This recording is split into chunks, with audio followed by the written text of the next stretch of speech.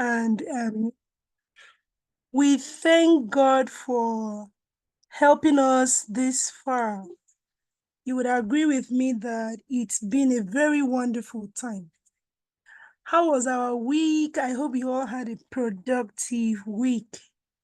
Okay, for the purpose of those who don't know me, my name is Mercy Isong. Okay, so I will take just few announcements for today. Okay, so for those of us who are yet to do their assessment, I noticed that most of us will attend class, sign attendance, but you are not doing your assessment. Please do your assessment. Please do it on time. Once it's late, we will not be able to capture that again, all right? Then secondly, for ISO certificates, for those of you who have finished your assessment, please do well to send to the email that was posted earlier on the group. I'm going to repost the email during the week. All right, so you forward all of your ISO certificates there for recording purpose, okay? I think that is going to be all for now. Okay, so what, as you are joining us, please do well to fill up the attendance. Do well to fill up the attendance. So as a student of Transformation College and as a participant, you are required to follow us on all of our social media handles. We need your engagement, okay? On Facebook, Instagram, X, subscribe to our YouTube channel. Whatever is your questions, feel free to ask us on our WhatsApp number, all right? Thank you so much for today. It promises to be very, very informative and educative. Without further waste of time, I will be introducing our trainer for today. Please give me a sec. Let me share my screen.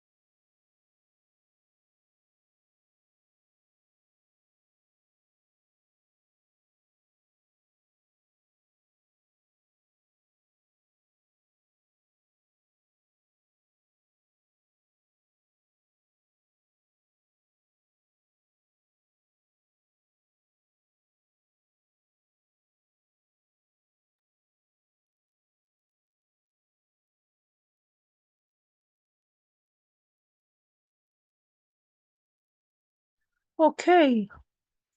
Our first trainer for today, who will be taking us on interpersonal relationship skills, is Olusegun Oyetunji. Olusegun is a project business and training consultant with over a decade of work experience in training and development, quality assurance, customer service, and project management, spanning local and multinational organizations in the business process outsourcing, BPO, telecommunications, and oil and gas industries. He has great interpersonal facilitation and managerial skills, and has been involved in various leadership, management, and capacity development programs, plus business and technology-related programs. Prior to collaborating with CHIG Solutions, G4V, etc., he worked with Chinto Technologies, ExxonMobil, FSB International Bank, Airtel Nigeria, V-Mobile, Celtelzen, and Tech Mahindra Business Services Group, Nigeria, a multinational IT and business process outsourcing, BOP company, where he led the training and development team.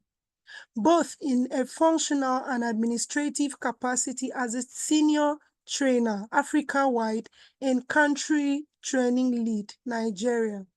He is currently CEO at Digivet, DIGIVATE 360, a Meta Facebook public policy programs, economy impact, partner SSA with over 50 SMEs engaged in the Meta Boost program till date.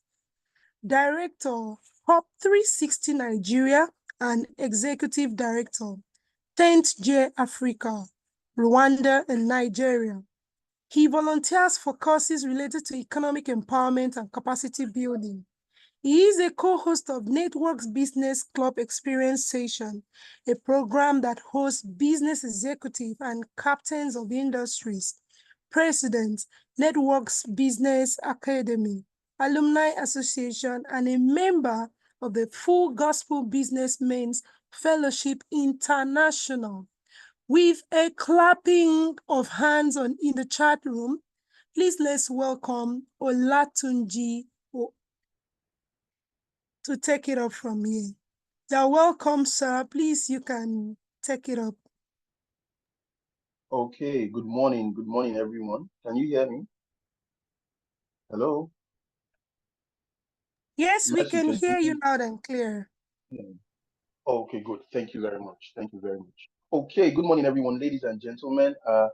It is my pleasure to be here at Transformation College, and it is a great honor to be the one facilitating this session today, because I know that there's so many people here on this call who can probably do what I'm about to do or even better. So I do not take this for granted. So thank you, everyone, and thank you for coming today. Wonderful. I trust that our experience so far has been great, and I also appreciate the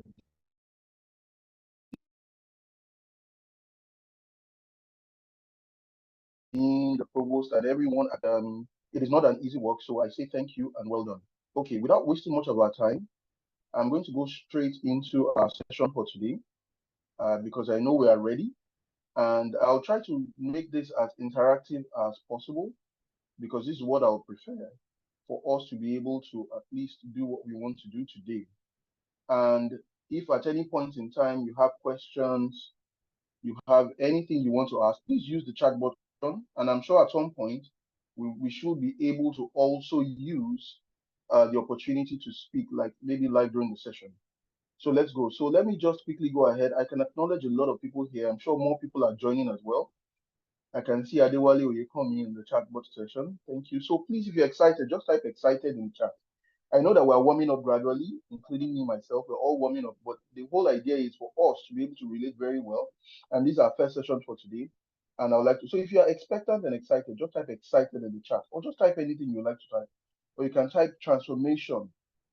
I want to see us participate as well. Use the chatbot option. Just type a lot of things. I can see Abayomi Aderibibe as well. I can see Adeleke Adedeji. There are a lot of people here. Super excited. Toluwashe Itola, thank you. Oh, Sonny Otegu, thank you very much. Chukwu Edokpayi, fantastic. Now my people are coming up gradually. Nice, nice, nice. Okay, fine. Let us go ahead. Now, our topic for today is interpersonal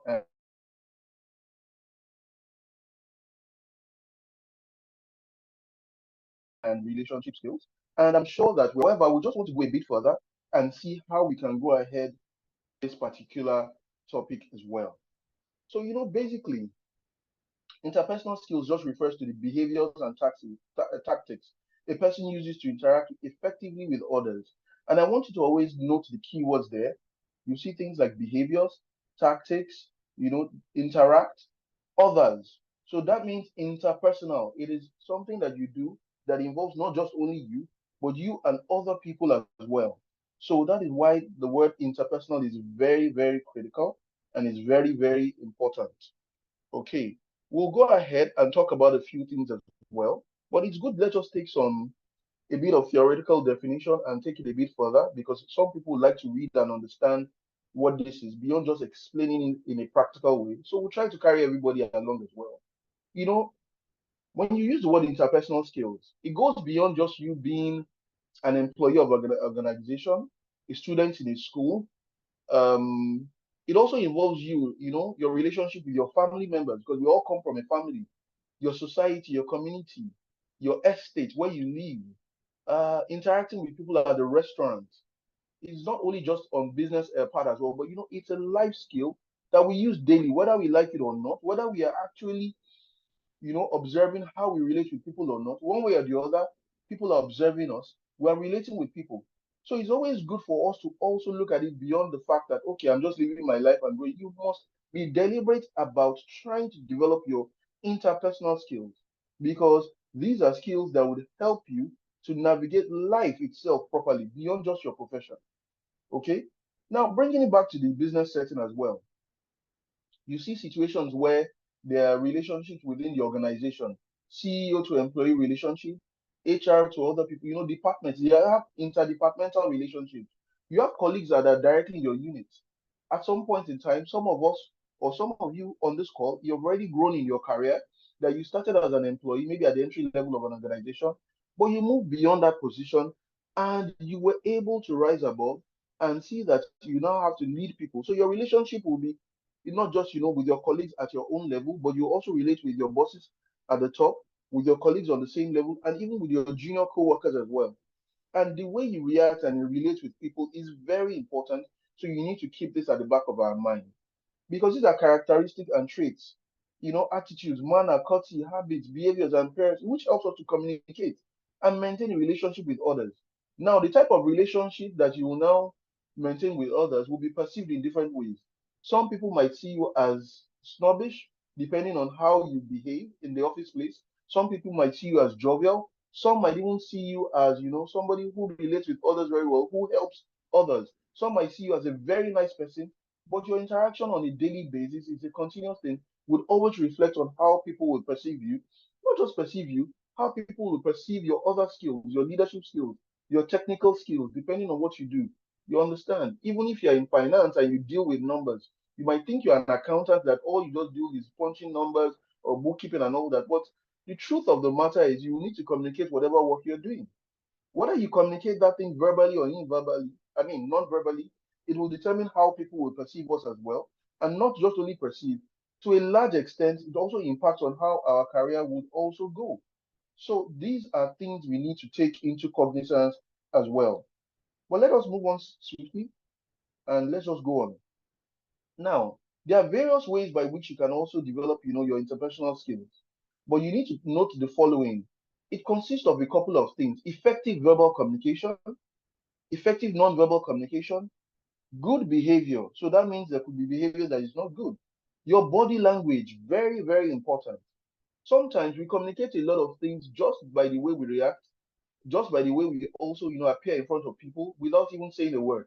If you go for an interview, for example, whether within your organization or you're going to another organization, people that are going to be interviewed, they will observe a lot, whether they want to or not. So imagine you go for an interview and the way you walk in, even your appearance, the way you dress, you have communicated. The time you get there, you have communicated something as well. And it shows later on that, oh, fine, your body language, it will relate in how you will behave in that organization. They might start judging you before they talk to you to see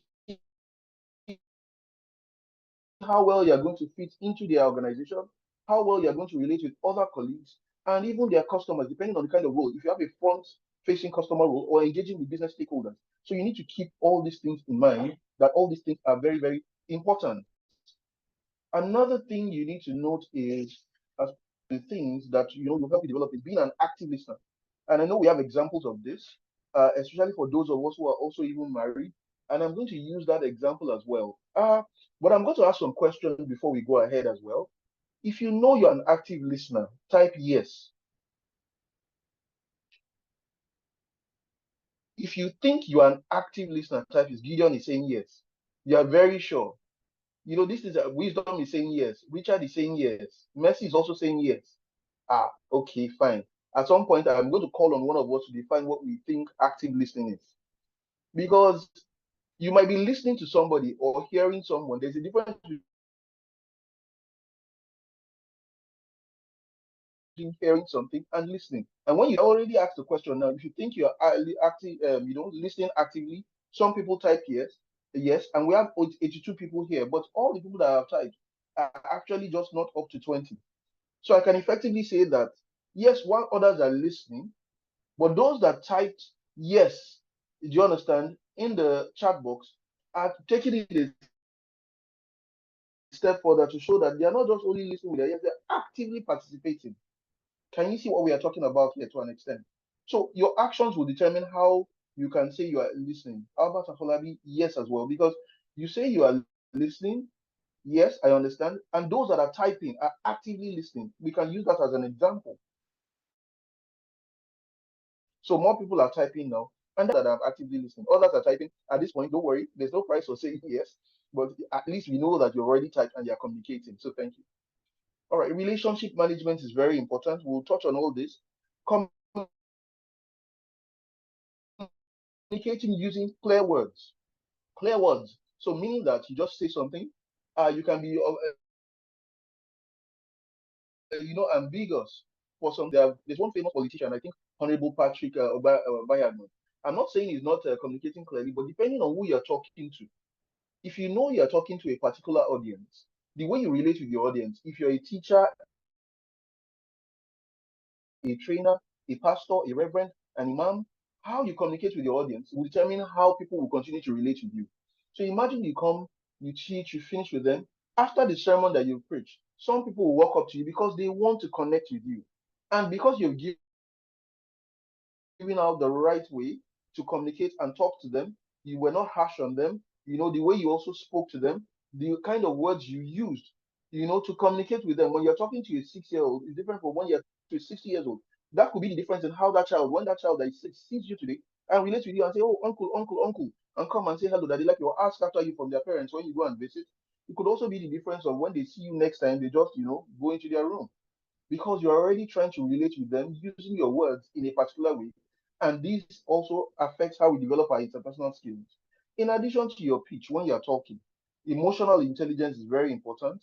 And I don't want to use the example of marriage alone, but intelligence is beyond the fact that you already understand some things, but how you have emotional intelligence is very important in the workplace.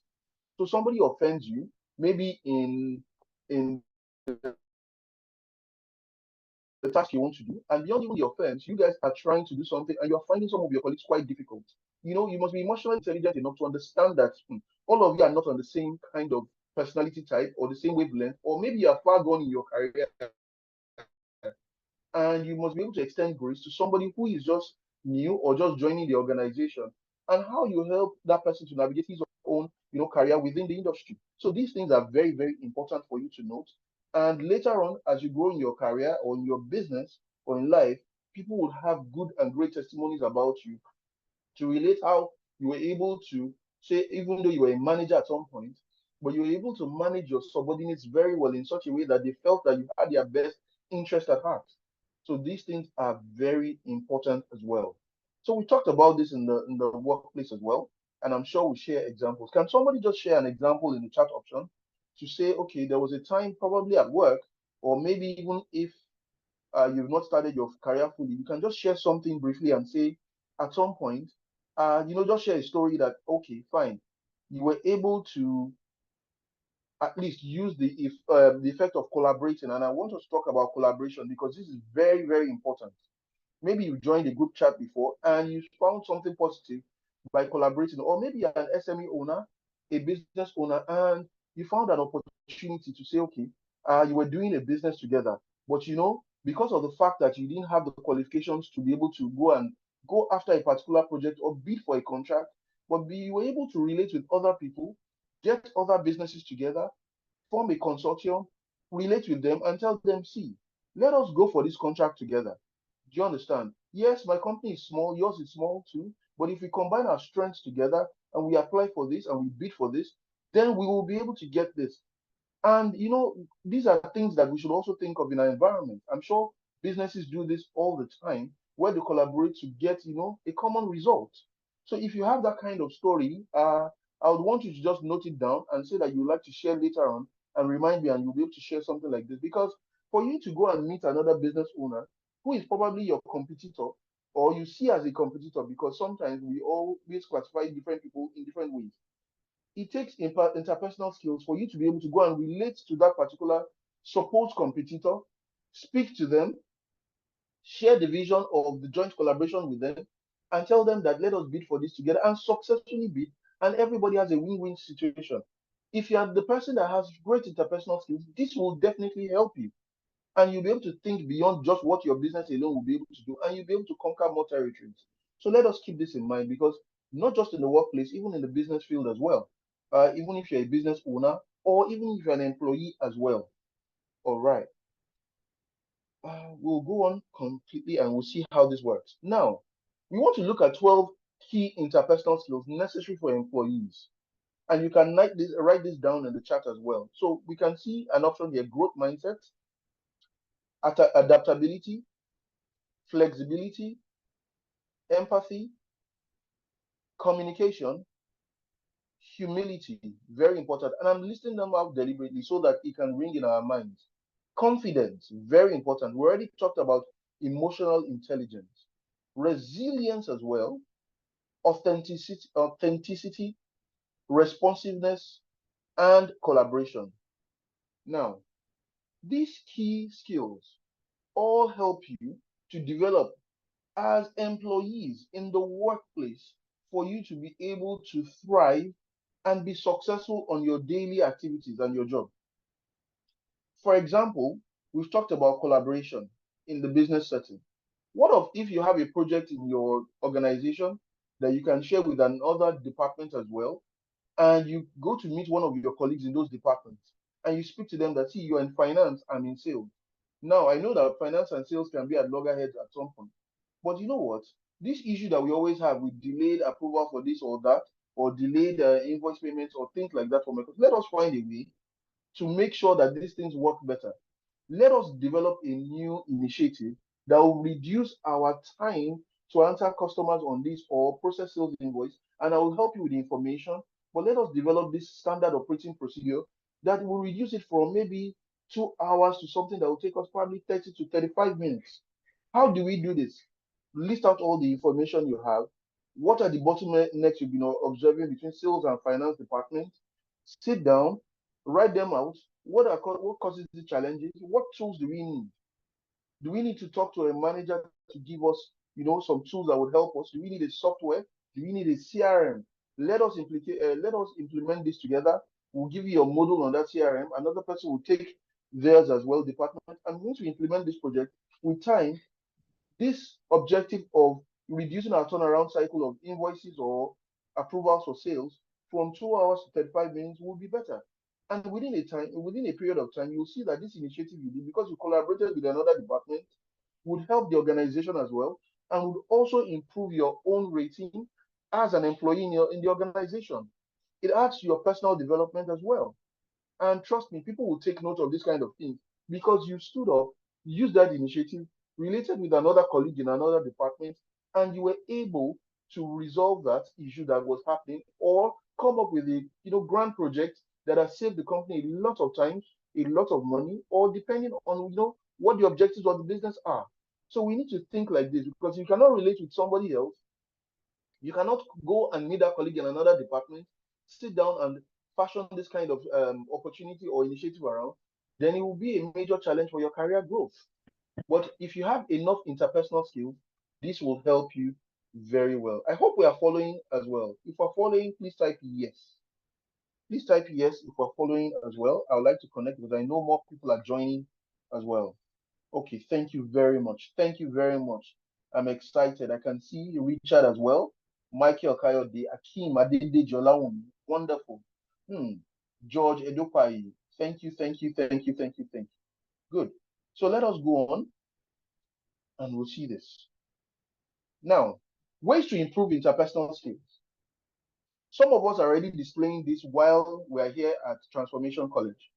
I'm sure there are a lot of people that you've already met. For some of you, while you came into Transformation College to come and do the courses you're doing, all the sessions you're doing. Some people have connected even beyond the fact that they just met here at Transformation College. Some of you will take this relationship even beyond here as well. when you finish your course at Transformation College, you would even continue to retain that. And there are different ways because it brings people together. And for example, the session we're having today now is bringing people together. I've seen Richard here. Richard has been chatting, saying yes. I'm sure some people are taking note as well. I've seen George Edopaye as well. And different names and different people. I've seen Albert Afolabi as well. So opportunities that you may also gain from just relating with yourselves, even while on this Zoom chat, you never really know. And it takes interpersonal skills for you to connect with co-students who are here with you, who would also help you probably to further your career. It might be somebody here that would share an interview opportunity with you.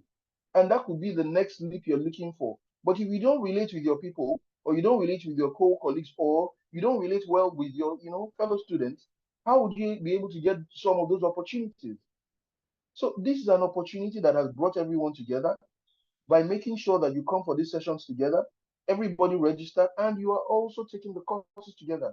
Find ways to connect with other people when you have your sessions, whether virtually or physical, and make sure that you use this opportunity to develop the relationship with them. Very, very important. So we will touch on all these one by one. Always be appreciating, pay attention, practice active listening. We've talked about this. Practice active listening, resolve conflicts, communicate clearly, humor them, empathize, smile always, and don't complain too much. We'll talk on all these one by one and see how it can help us to improve interpersonal skills. So, being appreciative, feeling grateful or appreciative of someone or something in your life actually attracts more of the things that you appreciate and value into your life. Do we agree with this statement? If you agree, please type yes, and if you do not agree, type no. If you agree with this statement, type yes. If you do not agree, type no. I'm trying to see who will type no. Hmm. Nobody wants to take that price of no. Are you sure? Oh, your body, Awoniga is typing yes. Faith is saying yes as well. So you agree with this? Ogunbanwo Taiwo Adekemi said no. Ha. I've noted that name down. Ogunbanwo Taiwo Adekemi. Are you sure you'll not tell us why you said no? And Toluwase said, um, Toluwase is indifferent. Peter Ezemadu says, because appreciation is an application for more. It takes you to a long way whenever you show appreciation, according to Lawal. Fantastic. Okay. Funsho Ashiperi said yes. But Ogunbanwo said no. Are you trying to be contrarian? If you can tell us as well, we'll let you know. But largely, I think most of us agree that yes, appreciation opened doors for us. And truthfully, this is not just a motivational statement. If you live long enough on this earth and you practice appreciation, you will definitely, whether you've been observing or not, you will definitely know that feeling grateful or appreciative of someone or something in your life actually attracts more of the things that you appreciate. Let me also even share this in a different way. Sometimes the appreciation you're giving to another person, whether a colleague at work, is not necessarily a loan for that person. It also helps you as well. That means you value what he or she has done or what they've given you or how you relate. And trust me, it gives you a feel good emotion. Beyond that as well, it helps you to be observant so that when next you do things for people and people appreciate it, you also be able to spot people like that. So beyond the fact that you are feeling grateful or appreciative of someone, it's more than you just being appreciative of that person. It also helps you personally as well to understand the gravity of what that person has done. Because sometimes some people have sacrificed what they have or put their reputation on the line just to recommend you for an interview. Imagine somebody recommends you for an interview, you go there, you clinch that interview, and you go back and say, thank you, and you're appreciative. Yes, you started working, they're paying this decent amount, one of the industries you never thought you went to. That person you're appreciative of, probably because you've already given something into their emotional bank by saying thank you, or even not just saying thank you, by giving them a gift. It could be any way you want to appreciate that person. You don't know where that person that recommended you for that interview will be in 10 years' time. They could be at another organization where they now have the power to nominate you for a higher position that will help your position, your career positively. And when they are checking in their mind, because you already deposited into their emotional bank, chances are, or the probabilities are higher that you will be considered as one of those people that they would want to recommend. And this is very, very important. Now, because some of these things I'm sharing are some of my personal experiences as well. So this is not just something we're sharing because we're talking about slide here or we're using this or because it's a training. These are examples that some of us, I'm sure, have really, really experienced. I have experienced this because at some point, I started applying for jobs. It was more of recommendations of people that had gone to another organization, probably in the same industry, that will recommend you for those interviews without you applying. They will just probably head hunt you or call you and say, okay, I think this person is, is qualified for this position. In some cases, the interview is just a chat because you already know how you relate with people, and you must also be very good at your job. But we've seen instances where people are good at their job, but because of the way they behave and relate with others, they have not been recommended. And that robs them as well. They will take somebody else who they believe will be able to relate better with the employees in that organization. Because it's one thing to have core hard skills, it's another thing for you to be able to relate with people around you when you're working together. Probably you're on a project and you share knowledge, or you're looking for the best interest of others. This is very, very important. Okay, so let us move on swiftly. And Ogumba Owotaiwo, now you agree, you say that's true. Wonderful. We've been able to convert you, Ogumba Owotaiwo Adekemi. Now you're saying that's true. And Lawrence Oniya is saying good to appreciate. Please let us appreciate Ogumba Owotaiwo for at least coming out to say yes now, Adekemi, that she agrees that yes, being appreciative is very good and it helps. Let us appreciate her as well. Ogumba Owotaiwo Adekemi. Appreciate her. Guys, say hello and say thank you. Or just appreciate her. Whichever way, give her a thumbs up. Just do a thumbs up in the chat section to her. Okay, thank you. All right. So you can see that they're appreciating you now, Gumbawu. Thank you, Richard, and my able lieutenants. Thank you, Jonathan George Edopai. Onyo, thank you. And Ogumbawu is also saying thank you all. So this is practical. You're appreciating them. I'm sure some people will not forget this name, Ogumbawu Taiwa Dikemi, after this call. All right. Fantastic. Good. So we've talked on being an attentive listener, being an active listener. Unfortunately, active listening is becoming a lost art. Being an active listener shows that you intend to both hear and recognize another person's perspective. Using your own words, repeat what the speaker has said. By doing this, you will know that you've processed your words and you'll realize that your answers have been genuinely thought. So, ladies and gentlemen, I would want to tell us that, see, even if you don't take any other thing, which you should take, but one of the great ways that you will have interpersonal relationship and you'll be able to develop is to be an active listener.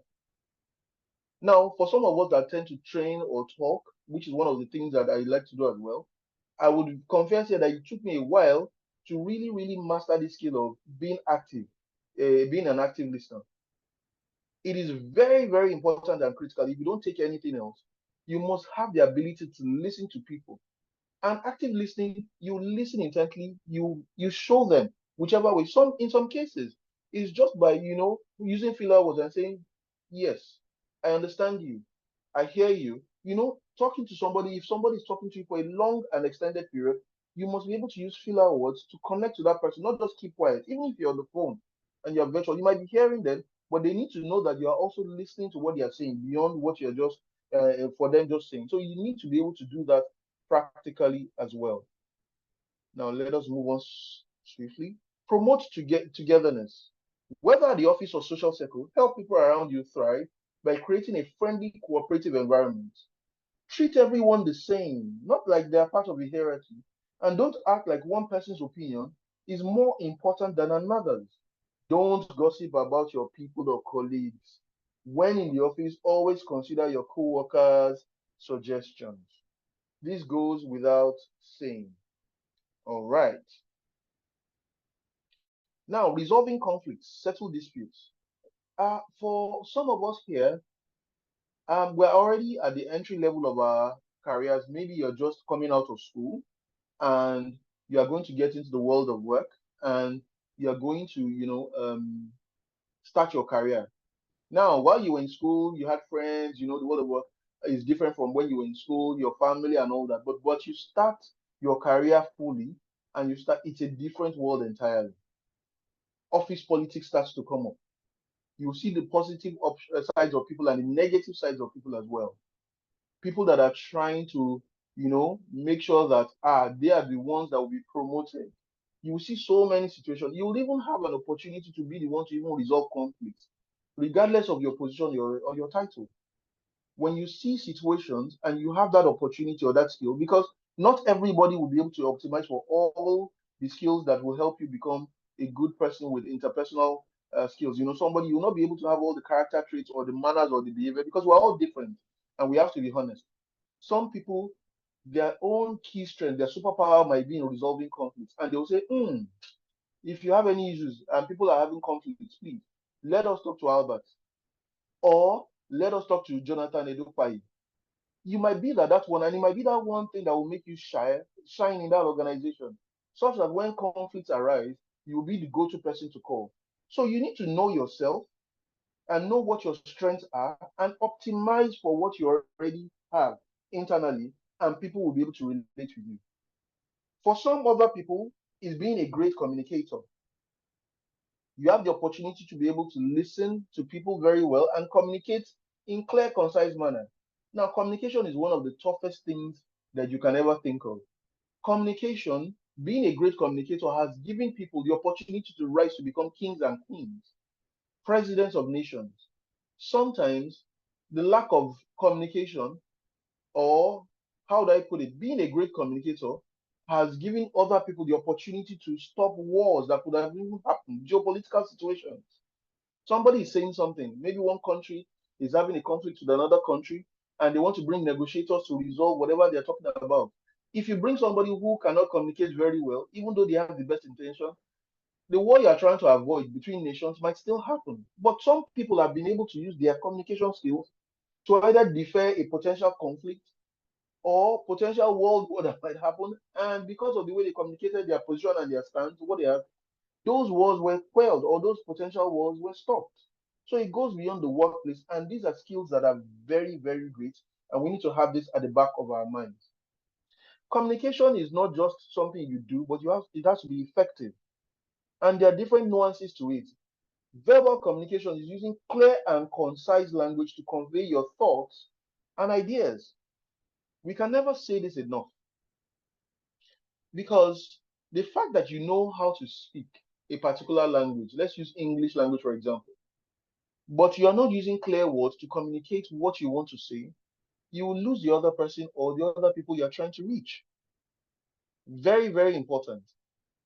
It must be clear, and it's not enough. For example, if you're in an industry where there are a lot of technical terms, some people say jargons and all that, you find out that, yes, people will assume that you have cerebral knowledge about this thing, but because they don't understand, they will not have the confidence to put you on a particular project or for you to lead them, to say you're the best person to lead. Yes, you get the work done, but how would you become the leader of that unit?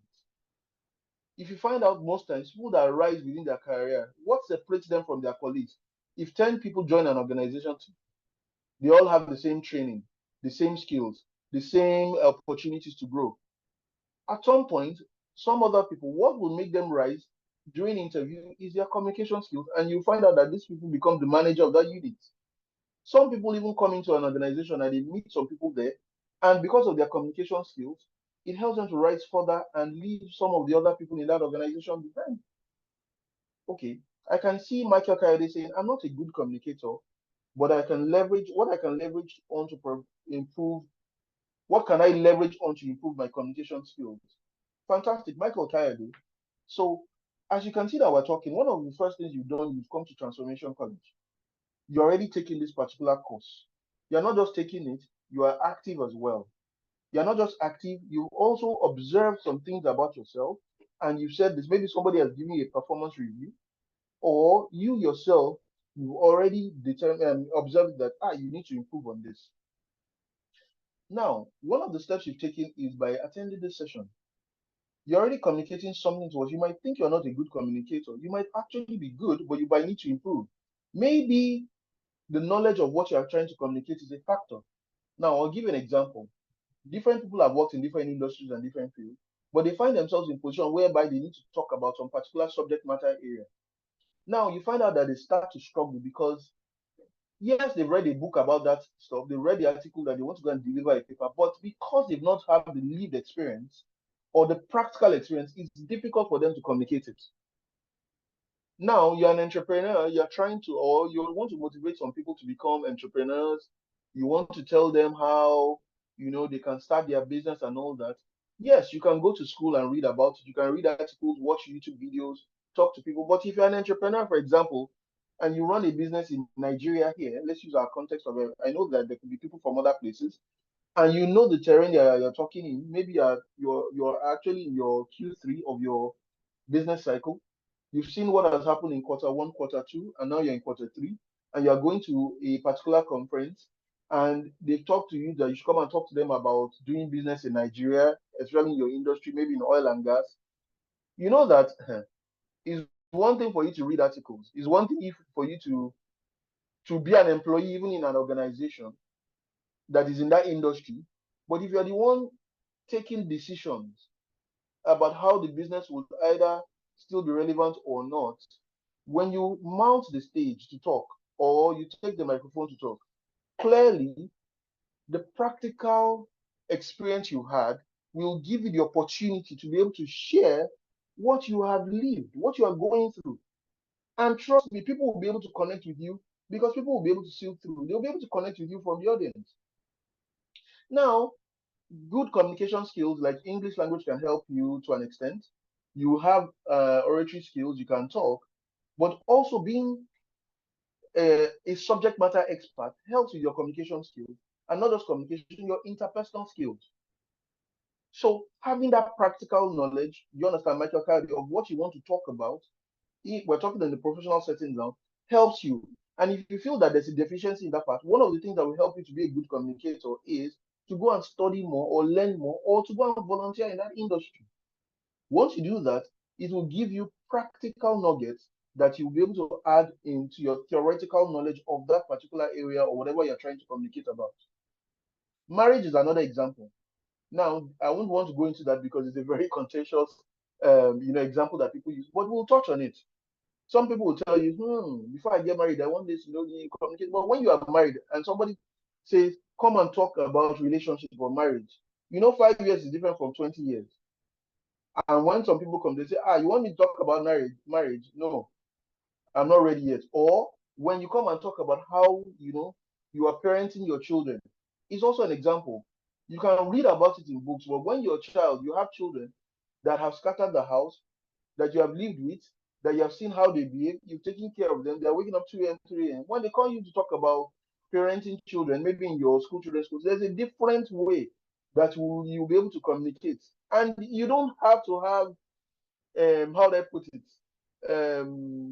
a bachelor's degree in English language or PhD in English language, or those big words that you can use to communicate. Your lived experience would help you to be able to relate very well. So these are things that we need to know as well. Now let us move on. Now we will do some exercises if possible, but let's see how this. But I hope we're taking notes. Please let us take notes and observe some of these things. I know that we're also discussing it practically, but observe what we are discussing and determine how you'll be able to take notes at the same time to be able to at least know that you go back to your notes even after this session and you'll be able to use what you have written down to be able to also, improve on your communication skills. That's another way of showing active listening. Writing down what you hear and what you listen to and going back to it later on so that you can reflect on it and practice. So these are things that are very, very important for us as well. Now, for some people, they have the ability to be able to make other people laugh. If you have a sense of humor, this will help you a lot in your interpersonal skills. Trust me. This will help you a lot in your interpersonal skills. Who doesn't want to stay with somebody who makes them laugh? Who doesn't want to be around somebody who makes their day bright? Really, who doesn't want to be around? You may not have money, and even if you have a lot of money, sometimes people just, it's not about the money, but people just like, no, I just want to be where this person is. I just want to be where Peter is. I just want to be where Richard is. Because anytime I'm around them, they will say one or two things that will make us laugh. And once they make you laugh, you have something that is valuable. We've seen this in the comedy industry now, but years ago, it wasn't so vibrant like that, even in the workplace. Now, I'm not saying that you should be the office jester, but trust me, There are times where you have events in your organization. It could be Christmas period, it could be, team bonding sessions, it could be outdoor activities, it could be things that your organization, tries to do. Now, what you need to do is, if you have that skill and people are observing it, don't take it for granted. Sit down with it, know how to apply it, know how to relate it with people, and people will always remember you. Now, you'll do your job very well because you have to still be professional, but at the same time, you'll be memorable to people. If you leave that organization, one thing they'll say, even if they can't say anything, I love being around Peter because Peter was a jolly good fellow. Now, another person is asking a question here, Richard. He says, how do I sharpen and hone my communication skills in order to convince my listeners? Like, for instance, how to be concise and not to be beating around the bush or going off points. And Peter has given out example here. It says, be practical and lively. Guys, you can see this now. So Richard has made a question here, and Peter Ezemadu here is already giving answers. He's helping. These are names that will be memorable that people will be able. He's helping out to share points because maybe he has been able to overcome that particular situation, and he's given an opportunity, and because of that, he's here. He's sharing this. Is be practical and lively. Another thing I would say is this, Richard, practice regularly. I won't tell you that it is easy, or I won't tell you that you'll be able to overcome this in one day or in one event. But the more you practice something, the better you get at it. So it's good for you to practice. When you think you are not being concise, you're talking, hold yourself. Or you have somebody in the audience, maybe you go to an event and you speak. You can plant a friend in the audience, or a colleague, or even meet another person, say, you know what, guy, please, when I'm talking, I want you to raise a card, maybe a yellow sticker or something. And I heard that somebody did something like this for a previous governor in one of the states in Nigeria who hired a coach to help them with some of these things. Now, one of the things they used to do is, like, when the man is talking, I think he used to roam around a lot, but they will draw circles or put some markers on things on places. When he sees those things, maybe around when he's speaking, he will gather himself, he will pause, and he will continue with the thought he was saying. So, but you need to practice this regularly. The more you practice this, the more it will help you as well. Yes, only you shouldn't be a class count, but your sense of humor, you must know how to deliberately apply this as well. Thank you. Empathy, giving empathy, put yourself in their shoes.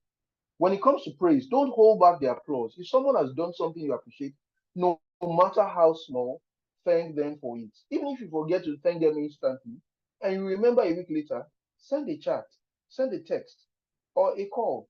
It could be a voice note, or you visit them, or you drop a note on their desk, or an email.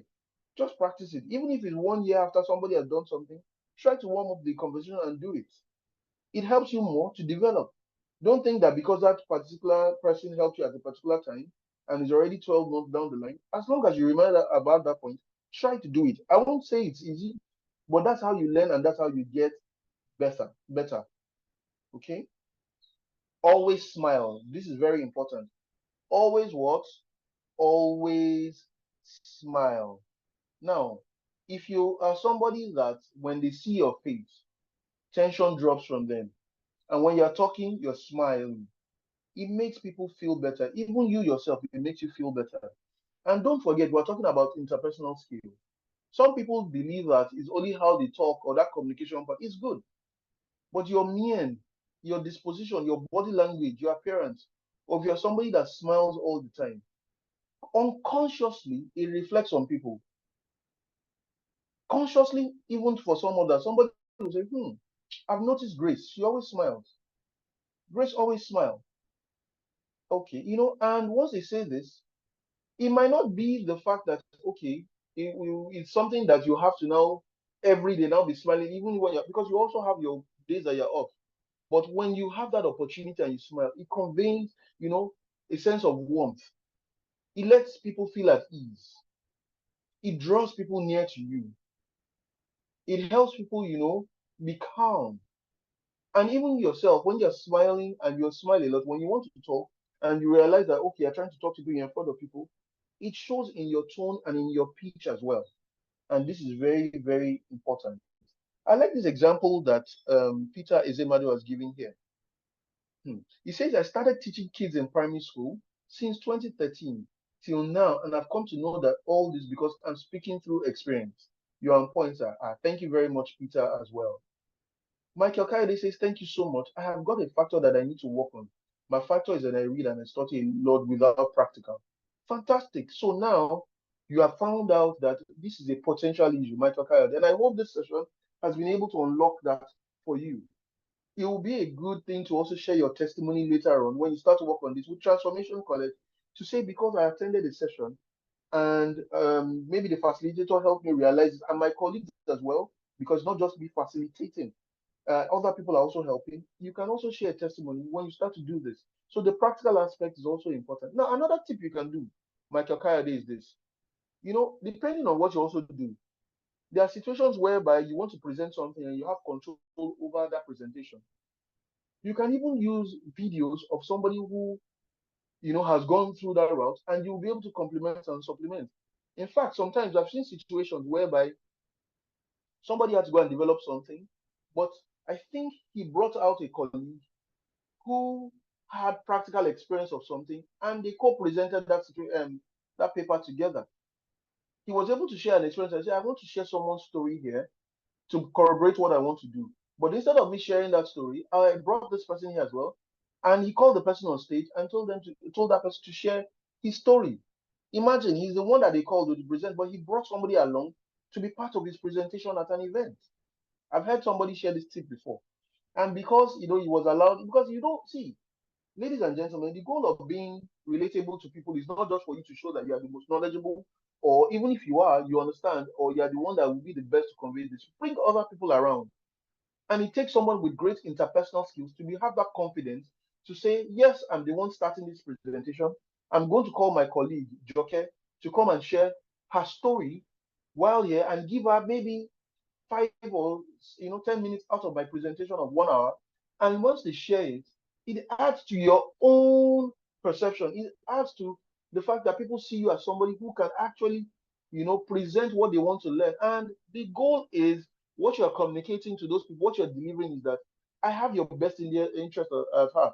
You're telling the audience, Michael, for example, that because you brought Joke to tell her story, the audience will not just remember that, they will look at it that, this guy we called to facilitate brought somebody else to come and share her practical story, in addition to the theoretical knowledge, which is also very important because everything works together well for you to be able to deliver that presentation. These are practical ways. At the end of the day, that organization that called you to come and speak, they may keep calling you back because they found out that you have their best interest at heart. Beyond you just coming to share your theoretical knowledge, you brought somebody who had practical knowledge, and they will always remember you. Trust me. Whether they call you back or not, somebody would always remember that particular situation that you did, and maybe that particular presentation at that day. And this is something you need to also keep in mind. Okay, I hope we're going along very well. And I hope I've not lost others. Please, if we are all following and this is beneficial to you, can we just type yes? Can we type yes, yes, yes, yes as well? I can see the usual suspects, and we are up to 100 as well. So if other people can also chat, I would love this as well. Okay, Lawal. But Jonathan is still here. Peter is still here, but I can see Veritas and Peters. Good. Leonard, Uju Okedi, Victor Abro, Abayomi Aderibigbe. Thank you. Shwaib. Thank you. Kayode. Thank you. Honesty. That means we are all going along. Wonderful. Fantastic.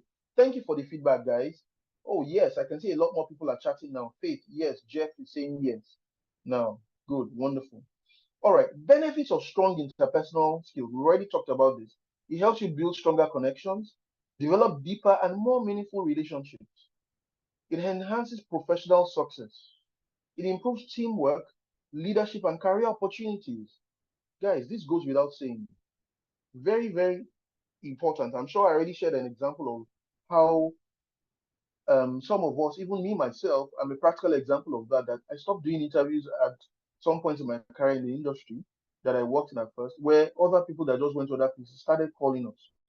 And they'll just refer you, and they will call. Yeah, and it's not just because you were the best at what you do, but because you're also able to relate with people. Because people are dealing with a lot in their life. They may forget you. You might be better than the person they would even recommend, but they will just forget.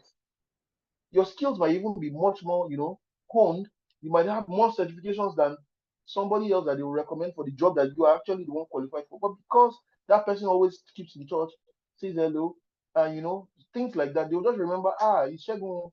Shegun said hello to me on my birthday. I had a mentor once, he's late now, who, no matter who you are, depending on your level, as long as you have that kind of relationship with him, um, he had an Excel sheet, Microsoft Excel sheet of almost all the people that he considered important to him. He had everybody's marriage anniversary. He had their children's names on that Excel sheet. He had birthday of spouses. He had everyone's birthdays, memorable things, and one key thing that probably he would always remember you with. So when it's your birthday, you will either get an SMS or a call. Sometimes you get an email, and when he calls, he will ask you about your daughter and your children by name. And you'll be wondering, when last did I talk to this person? But it took me a while because me, I like to ask questions. I now sat with him. I said, Sir, how do you do these things? I went to his office. He said, Shegun, I put in a lot of effort. It's not magic. I'm deliberate about it. He now brought out his laptop, showed me the Excel sheet. It was Excel he was using. Comfortable, and he used everything. I don't know how he worked on the reminders, but for him, that worked for him as well. And later on, he started working on all that. So imagine, so developing the interpersonal skills is not something that you like. You must work on it. It takes work. Sometimes it will not be easy. The ones that you already have, the area that you already have a strength in, you can develop it easily. But what you want to also add, maybe the other behaviors or traits, you must be deliberate about them as well. So very, very important. So there are benefits of interpersonal skills, composure, vocal confidence. We've already talked about this. Posture, fidgeting, don't fidget. Things like this are very important. Attentiveness, coordination, and also expressiveness. So you know that if you have great interpersonal skills, and these are components that make up interpersonal skills. And let's not just gloss over this. Very, very important. For example, we've been talking about attentiveness. One of the ways to show that you're attentive is to ask questions. If you go to an event or you are in your school, you need to ask questions as well. I'm sure some of us remember this. Even in secondary school, let's even take it a bit further. Some teachers, some of us still have, or some of you would have relationship with some of your secondary school teachers. Secondary school, and you probably have left secondary school maybe 10 years ago or 20 years ago, and you're wondering how. Or during your alumni events, some people remember you. It's because of some of the things you displayed, some of the behaviors you displayed. Maybe you were the ones always asking questions in science class, chemistry. You know, you were always asking about one solution or talking about a formula or in further math class. You were always the one talking about this, or Pythagorean theorem, whatever it is. People will remember and they will remember you. And once they remember you, I remember my classmates in secondary school. If they try to find out and relate with you, I hope what he's doing now is good. It may lead to open a conversation with some of your secondary schoolmates because they remember you or for them to call you just to say hello. And that can lead to other opportunities later on in life. At least they won't say they don't know you. They'll know that this person was really, really, somebody in class who used to ask a lot of questions. And that way, you can connect again and you can do other fantastic things together. These basic four components are very, very important. Um, Expressiveness, for example, facial expressions, we talked about this, use of gestures, using humor, vocal variety, very important. Avoid monotone voice, volume neither too loud, too soft, nor too, low. You must be able to articulate clearly as well. Coordination, maintenance of topics and follow-up on comments, initiation of new topics. Do you understand? Don't interrupt, partners speaking turns. You must be able to know how to relate with people and the person communicating with you because these are very key components of developing your interpersonal skills. Okay, cool. Relationship skills, the abilities to establish and maintain healthy and supportive relationships and to effectively navigate settings with diverse and individual groups. I just mentioned something right now about a late mentor of mine, and one of the key things he used to do. I'm sure some other people didn't ask him those questions because if they had asked him, they will be able to do this now. Rick Edward is saying, I will do my own Excel sheet now. Yes, it might be funny. You're smiling. Fantastic. He says, thanks for the presentation, enlightening, particularly with inviting a co presenter. I appreciate this. Record what? Don't just say that you do it now. I know a lot of you are saying you do this. Michael Kayode is saying you will do this. Make sure you document these things. Even after you're done with Transformation College, you're an alumni. Document how you have improved. Share the alumni with the Transformation College. And who knows, you might be the next person taking this particular session on interpersonal skills. Transformation College will say, oh, we have an old student of ours, an ex-student of ours who did this, and you'll be the next person that will come and present this, because not only have you discovered something, you've taken a step further to say you would do this.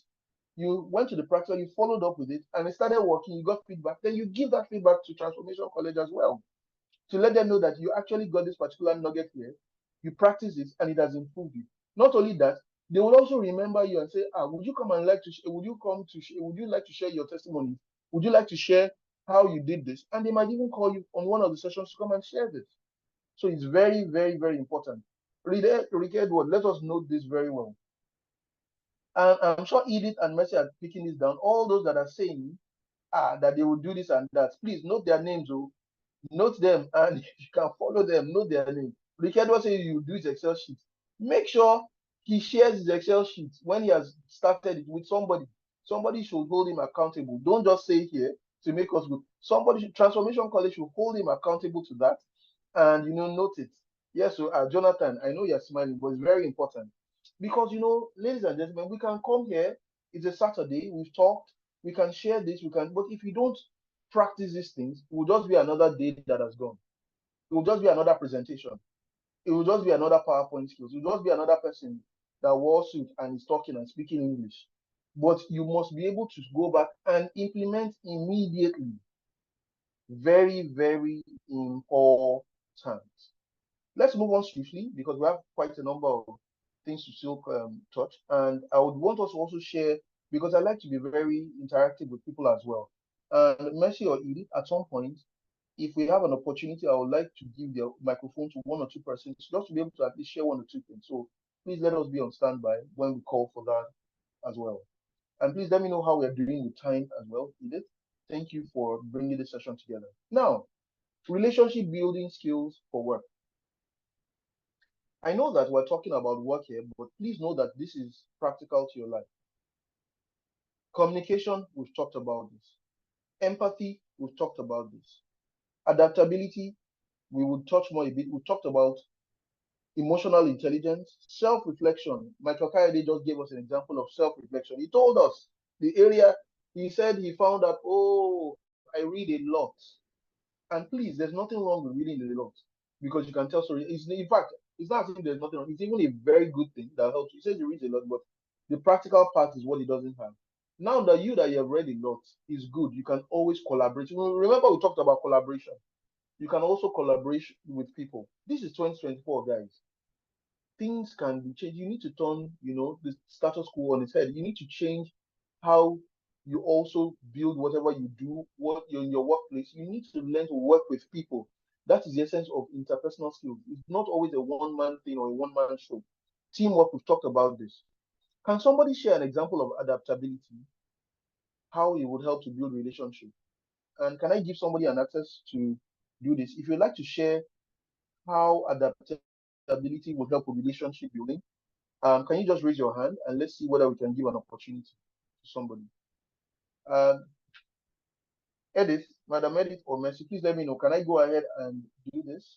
Or would you be able to do this and give Richard? I think Richard is raising his hand, the opportunity to share. And Richard, I'm talking about adaptability here, please. Lawal is also doing, but I think Richard mentioned first. Okay, let me see. Edith, Madam Edith. Thank you so much, sir. This is Richard. Good morning, sir. Good, fantastic, Richard. Please let us pay attention Okay, to good. Richard. Yeah, good morning, everyone. Thank you for this wonderful opportunity and privilege. We are really learning a lot. So, adaptability, simply being able to blend in wheresoever you find yourself to improve on your interpersonal relationship skills. That is, maybe if I find myself in a new environment, in a new workplace, I should be able to adapt easily without wasting more time. Like I shouldn't wait for 6 months, 1 year before being able to adapt, before being able to blend in, before being able to relate with other co-workers. So that's my own layman idea of it, sir. Thank you. Okay, thank you. Lawal, let us also give Lawal an opportunity since he has been raising his hand since. But Lawal, you can pick any one of these ones, but I think I wanted us to just talk about adaptability if you can. Lawal, please. I've not been given chance. Okay, good morning, sir. My name is Lawal Tawfiq Kennedy. Adaptability, I would like to simply put it as quick adjustments to any environment you find yourself. I would like to cite an example, and one thing I would appreciate about staying in the hostel during my undergraduate days at Obafemi Awolowo University. That was my first time of staying in the hostel. We are like 16 in our room, and people who are coming, all of us, we are from different backgrounds, the rich, the poor, the average.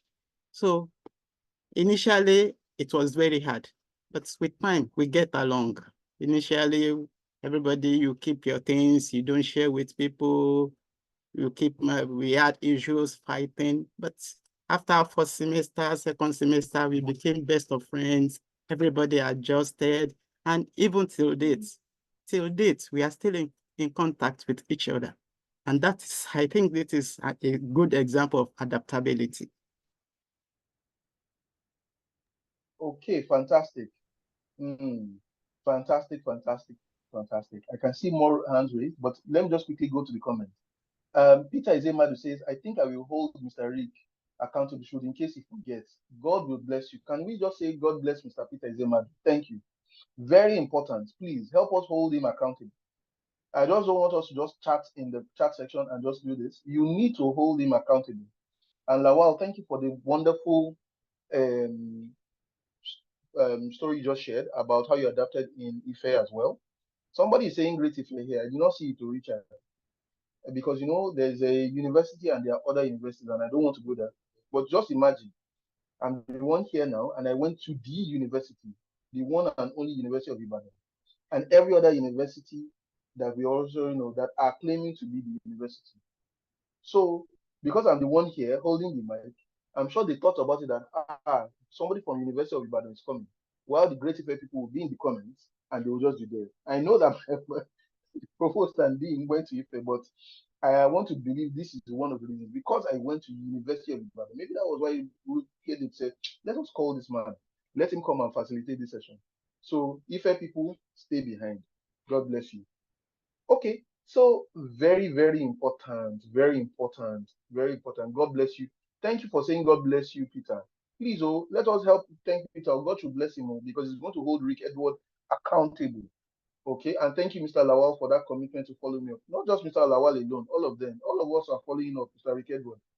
Please just know that, in fact, after this session, you just go and start that Excel sheet immediately and keep it. In fact, this is 2024. It's even better because what I shared was a story of years ago, and this is 2024. You have even better tools now.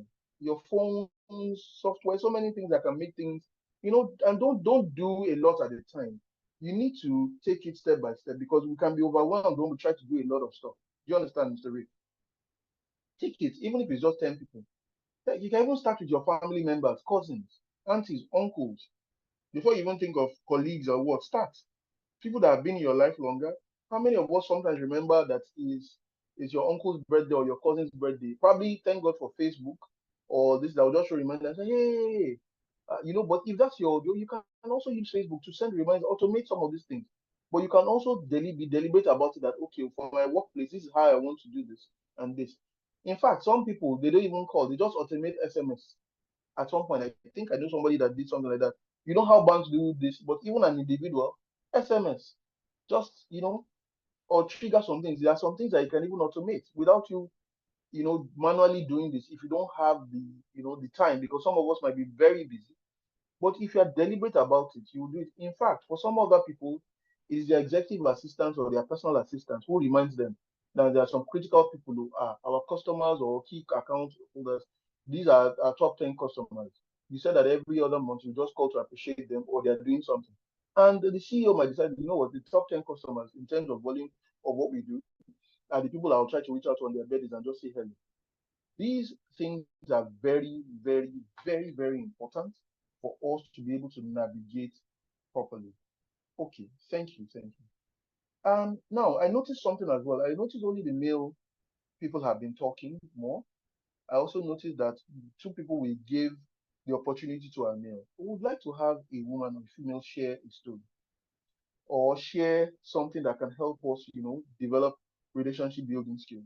So please, I don't want to call names, but if you know you have something, please share. It could be anything. It could be on emotional intelligence, conflict resolution. It could be from a parenting style. So if you know you want to share, please raise your hand.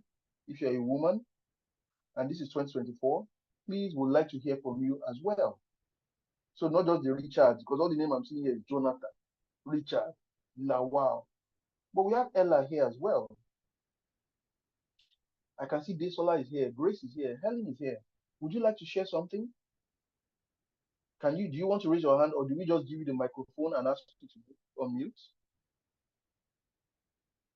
Nobody's talking. Okay, cool. No problem at all. We'll do this. But I would want somebody else, just, who is also female, to also share, not just the male as well. Veritas and Peters is saying something. Says adaptability is all about taking responsibility and being able to adapt in everything you are responsible to or beyond. Fantastic as well. Very important. Okay. All right. Now, we've talked about adaptability. Let's go to problem solving. Every day of our lives, whether we know it or not, we're solving one problem or the other. And problem solving is very, very important. You might not be the one that has humor, because not everybody can be funny. That's the honest truth. You might not be the one that would like to call and talk a lot of times. We know that this is also not, how do I put it? It doesn't come easy for some other people. Maybe because of how you grow up, you are a hard person, empathy. You find it difficult to put yourself in other people's shoes. I'm sure some of us would have encountered one or two bosses like that. But what you will not be able to dispute about, maybe you've had a boss who is hard or termed difficult, or how they put it, who has a strong sense, or maybe works very hard, is the fact that they solve problems. And you need to have that skill, very, very important. Because if you have problem solving skills, this might cover up for one or two other areas that you're deficient in.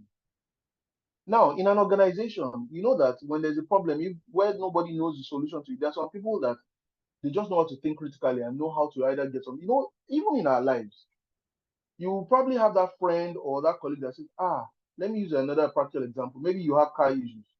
Says, you know what, let me call Albert. Albert will know one mechanic. No. Or you're stuck on turbulent bridge. If I call Albert, he will know somebody that can help me come and tow this stuff. Or if you call Albert, he might not be in that industry, but he knows somebody that knows somebody that knows somebody. For some people, it's police issue. Police station. Let me call Albert. Maybe if I call Albert, he'll be able to help me find the lawyer or something. I'm sure we have one or two people like that, probably even in the family. You say, don't worry, when it comes to this issue. No, because you have demonstrated the fact that when that issue arises, you are the one that is the calmest and you're the one that can solve that problem or help with solving that problem. And if we agree with this, or if you're that kind of person, we'd like to hear your story as well. So there are people that what they would see is the opportunity for them to show that they have that ability to solve problems. Yes, they might not be the smiling type, because some people's face might be hard as Aso Rock. Permit me to say that. But the fact that you might not think you like this person all the time, when it comes to that ability to solve the problem, in fact, you find out that when there are retrenchments, resolutions, in organizations sometimes, or maybe they have to downsize and things have to happen, because you or somebody you know is a great problem solver, they would want to keep that person, because that is one skill or one very important skill, that they would want to make sure that we need this person in this organization. And because this person knows how to relate with people when it comes to problem solving, it is a great, attribute. And they would use that to keep that person in that organization and find a way to make sure that they still continue to pay that person's salary or compensate the person. After that person has solved that problem, when it's time for Christmas party, that person may not show up. I'm sure you know people like that. When it's time for maybe someone's naming ceremony and maybe a team wants to go, the person may not go. When it's time for things like that, I'm not saying that's the best, but you also know that that person is optimizing, that the person knows that when they shall need me, when this issue comes, when there's a problem to solve, they will call me and I will do a very good job that they will never forget. Make sure that you know yourself. That's where self-reflection comes in. Make sure that you can use this particular superpower that you have to be able to keep yourself memorable to other people. I'm sure some people would say, maybe HR people will know this, when they're having meetings and they're trying to discuss promotion, and they say, this person, this particular person that I'm seeing, this Peter person, no. When it comes to problem solving, this person can solve the problem. Hey, how do we now move him to another place?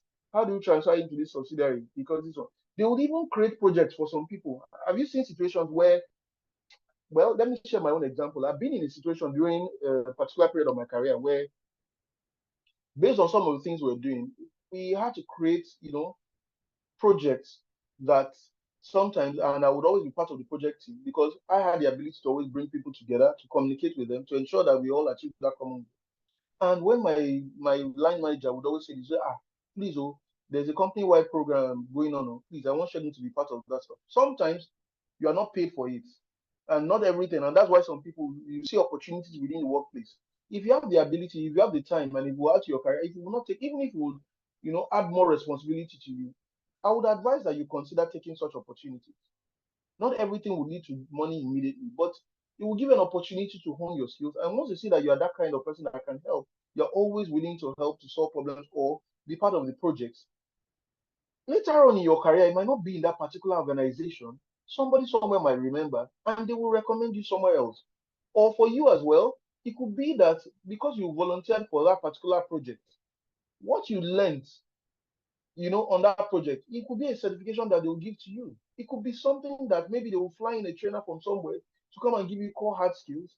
You learn it and you do that work for that organization. The project will end. And when you exit that organization on your own, in your own personal business, that skill you learned that you volunteered for will really, really come in handy. And that would help you in your life and in your career as well. So do not forget these things. It's very important to be someone that you can be referred to as the person that they can go to when there's a problem to solve.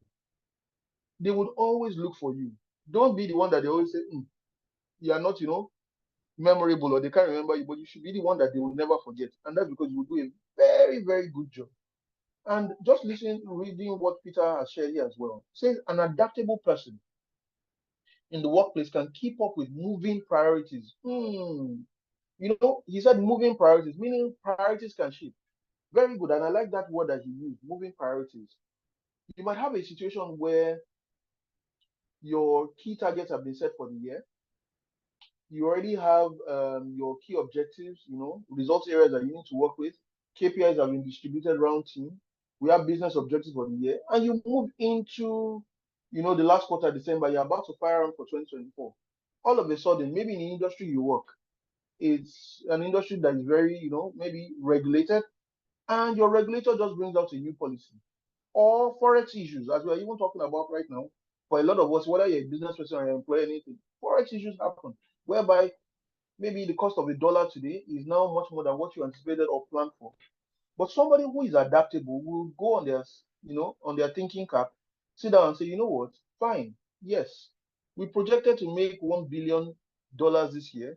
However, situation, environment, geopolitical risk, or there's a war happening in Ukraine, this is that, you now have to find a way to adapt.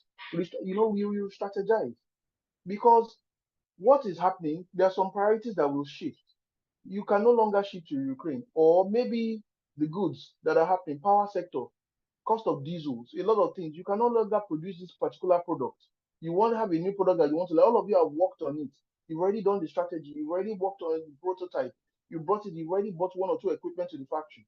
In some situations, some organizations will take the hard decision to say, you know what, let us focus on our other products for now. The three products that are selling very well, these new ones we want to launch, we'll shift it to next year. Let's put it on hold. Or somebody will say, you know what, let us sell all these equipment. Let us even make sure that the company still stays alive and we can still maintain manufacturing production for a period. Or let us shift from diesel to solar. And it might be tough, but you must be adaptable. And if you are the ones trying to do this, it shows in your interpersonal skills. If you don't have interpersonal skills, it will be difficult for your business to adapt into changing, or for you as an employee to be able to adapt to moving priorities, projects, clients, and technology. AI is already here. Artificial intelligence. Now, some of the things you think you already know or you do, you might be feeling threatened, but you must be able to adapt. Okay, AI is here now, and maybe my job is on the line. What I do, this, that. You should be able to adapt. One of the key things you do is, you know what? Instead of saying, no, let's not introduce artificial intelligence into our organization. Oh, why? Maybe the whole contact center, you will start handling the chatbots. This will happen, that would happen, or this. What you can do is, why don't you learn about being the one to be able to implement that artificial intelligence? Or you must be the one to go and do a personal development and say, you know what, this AI that is coming, that they say can come for my job, let me go and even find out. You bring out money from your pocket, go to Transformation College or any other place, learn about it, and look at how you can use it to improve your career and yourself. We've seen situations whereby people have been laid off from an organization, but because they were so good, they went back to there and they now modified their skills in such a way that they became suppliers, even, or people that were, how do I put it, contractors to the organizations that they were laid off from. They quickly adapted because they now found out there's a way that they can provide that services at the lower cost. Maybe they couldn't keep them on payroll and still do that while they can even serve other clients at the same time. Imagine being laid off from an organization and you became a supplier to that organization because of your interpersonal skills. And if you do not have that interpersonal skills to be able to relate and have emotional intelligence, say yes, I was laid off. I understand it was a business decision, but let me see how I can, present one or two opportunities to them and see that, okay, fine, you were paying me this, but pay me 50% of what you were paying me before without all the benefits of an employee, and I'll be able to do this, and you'll still be able to get at least 50% of your revenue. Once you do this, you can now find other clients that you can also work for and do some of these things for. These things are very, very important as well, because relationship building leads to you having, because interpersonal is about relationship between one person to the other. Interpersonal skills, like we said at the beginning, is about relationship between one person to the other. Accountability is there. Admit mistakes or when you're wrong. Accept responsibility for behaviors and attitudes. Very, very important. Somebody talked about honesty. Communicate openly and truthfully. Somebody else also mentioned something related to cooperation. I think I saw that in the chat as well. And this is very, very important. Asking and not expecting, accepting change, making decisions together, willing to compromise, win-win resolutions to conflict are very important. That shows cooperation. Trust. We've already talked about this. Accepting each other's words, giving the benefit of the doubt. Ladies and gentlemen, when you're in an organization, one of the key things is you need to be able to trust your colleagues. When they say they will do something, just trust that they will be able to do it. It might not be easy, but you must convey that trust to them. So, for example, now, Mr. Peter Ezemadu has already said he will hold Mr. Rick Edward, you know, um, accountable to being able to do what he said he would do, that he will build that Excel sheet, keep all those things. But and I trust him. I'm not putting you under pressure, Mr. Peter, but I want to trust that you will definitely do what you said. Because I'm here and we are all there, we're meeting ourselves virtually. But if I don't have that trust and that ability, I will not even be able to look forward to that expectation or to see that testimony at Transformation Business College later on. So we must be able to have that ability to be able to say we will trust each other, especially in the workplace. If you don't trust your colleagues, it's not just a one-man show. Yes, you might be good technically, but when you are presenting stuff to the client, it's all for one, one for all. They say team. Team is an acronym for together, everyone achieves more. So you must be able to trust your team. If you don't achieve more together, if you want to work together and you don't trust each other, that work relationship will be difficult. So you must have that ability to be able to trust people and let them know that you trust them. These things are very important. Now we're about to conclude. Interpersonal and relationship skills are essential for building meaningful connections. We've mentioned this, fostering success, and creating harmonious environments in all areas of life. Invest in developing and honing these skills to thrive personally and professionally. In today's business world, organizations do not compete with their products. They compete by using their most valuable resource, their people, to the maximum effect, and interpersonal skills are vital to allow this happen.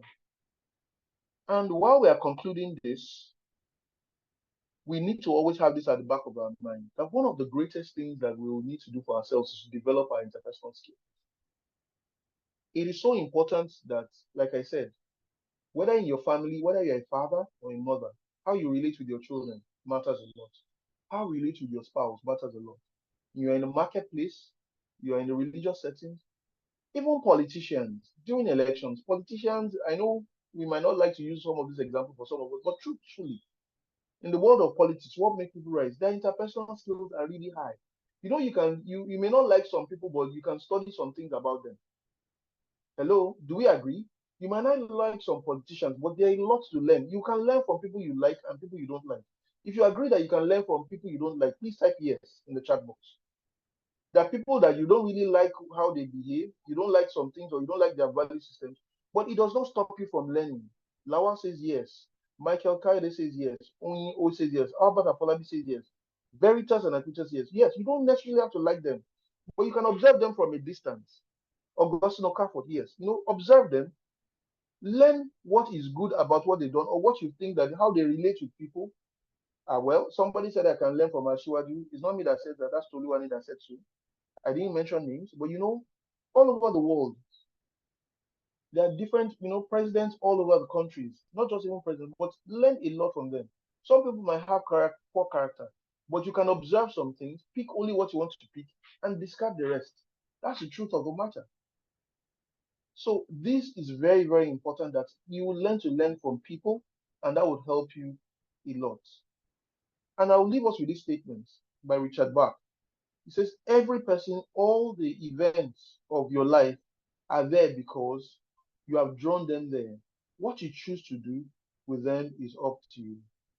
And ladies and gentlemen of Transformation College, I would like to say it's an honor and a privilege for allowing me to take this session with you. And I appreciate every single one on this call. To all the people that have been chatting, I don't want to mention names again, even though I know that there are some names that are ringing in my head that are memorable. And this is a practical, example of what we are saying. Without even looking at the chat, but I can mention Adekemi, Richard, Jonathan Idukpai, Lawal, a lot of people here. Thank you so much to everyone. Thank you for listening. Thank you, Peter Izemadu. Thank you, Silveria. Chukuma, thank you for saying it's interesting. Peter Izemadu, I cannot even forget that name. Uju Wokedi, thank you very much. And thank you, everyone. Onyi, thank you, thank you, thank you. And I'm going to hand over to Mercy and Edith at this point to take it from here. Thank you, everyone, and have a transformative session. God bless you. Wow, wow, wow. That was a very, very insightful class. And I personally also enjoyed listening to you, Mr. Shegun. And I can see everybody's reaction, and that proves that everybody got value from your class.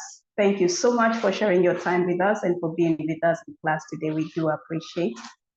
Thank you very much once again. Do have a wonderful, wonderful weekend ahead of you.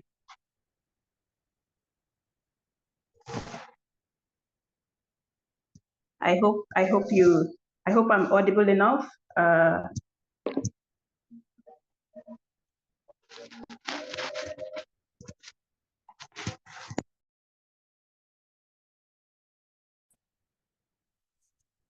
I hope I was audible enough. Can everybody hear me? Please let me know if you can hear me. All right, all right. So thank you very much. And yes, we've come to the end of the first class. And we're moving straight to the next. All right, Mr. Shegun, you can kindly stop sharing your screen. Thank you very much.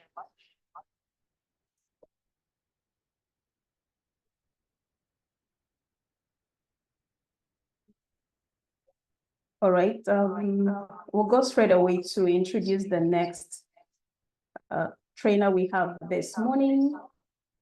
And we'll be taking the ISO to 20,000. All right, I'll be sharing my screen right away.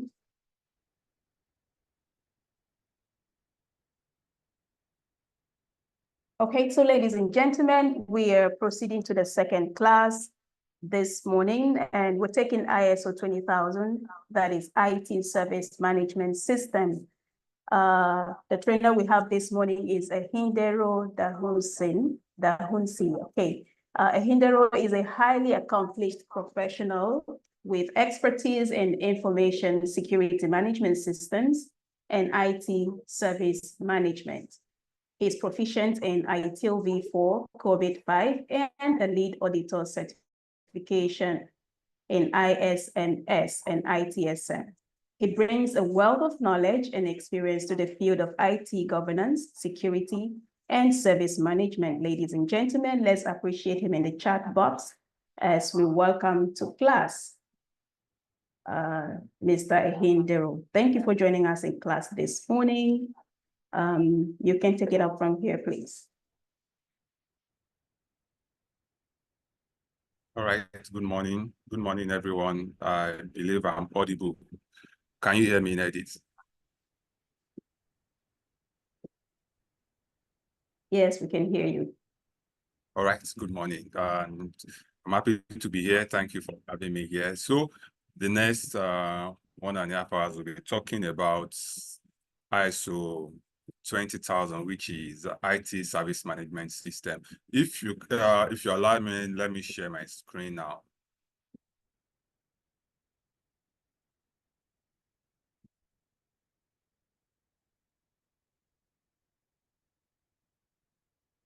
Edith, can I share my screen now, please?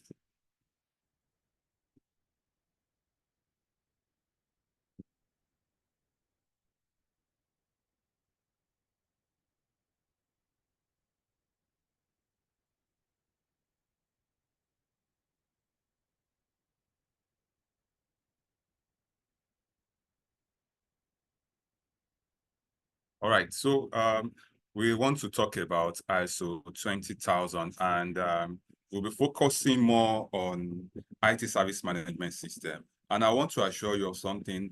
After this class, we'll be able to understand the difference between service management system and information security. Apart from that, we want to get an alignment between ISO 20,000, which is service management system, and ITIL. And apart from that, I want to see how IT leverage on the business to promote service delivery. IT service management system is not just about things that happen in IT. It's a way of aligning the IT with the business and getting an effective and efficient service delivery. That's why there is no way we want to talk about IT service management that won't be talking about the business. And that's why you see in most of the cases, we find a way to manage the two together. And that's why you see ITIL, V4, service management system, and COVID all work together to make sure that we have an effective and efficient service management system. So let's go straight to what we want to understand when it comes to service management system. We'll be looking at different phases of service management system. And I believe we've seen the general clauses of the standards, but for ISO 20,000, there are a little bit difference between what we have when it comes to service management system and what we have when it comes to the other type of standards. As you can see on my screen, you'll see that we have in clause 4 here, or in clause 7 here, we have resources, we have competence, we have awareness, communication, and information security. That might be what you see with other standards too, but there's a difference when it comes to clause 7 of ISO 20,000 standard, and that is knowledge management. ISO 20,000 has what we call knowledge management. which is 7.6. And going to clause 8, it has a whole lot of difference that, that other standards don't have. Let me quickly share this with you, what these have that others don't have. You see in ISO 20000, we have clause 8, which consists of basically what we call availability management, business relationship management, what we call supply management, what we call change management. These are key parts of service management system: change management, release and deployment. We have what we call service continuity, and so on. So these are the things that make service ISO 20000 different from other standards. It differs from other standards because of these few things. And you see, to make this small, I believe you can see my screen. If you see my screen here, you see what we have here. This part, operations of the SMS. Operation of the SMS is what differentiates it from others. It's a basic thing in ISO 20000. And you can see we're talking about budgeting and accounting for services. And here in ISO 20000, it still talks much about budgeting and accounting for services. Do we do our APEX and CAPEX? Do we do budgets and costing? How do we align our costing with our budgets? How much we buy IT services and how much we budget for IT services? You agree with me? There's a little in the last 1 year, there has been a big problem for organizations when it comes to budgeting and accounting for services. And that is where IT service management comes into play. The standard says that when budgeting, you should also do budgeting, and apart from that, do costing. So at the end of the day, you are looking at how much did we budget for this service and how much did we later buy it. So you want an alignment between the two. And most organizations, what they do now is they are trying to make sure that they get it right. And you now see, because of the dollar issue, most of them are doing budgeting and accounting, and they are using dollars so that they won't have problem with budgeting and accounting for IT services. We also later talk about what we know as incident management, what we know as service request management, and problem management. These are the core areas in IT service management system. And lastly, another difference between ISO 20000 and other standards is what we know as service reporting. How do we report services? How do we report on services? We have different services in the organization. We should do a continual report for this service, and this should be in our planned intervals. We don't just wake up one day or just leave reporting at that.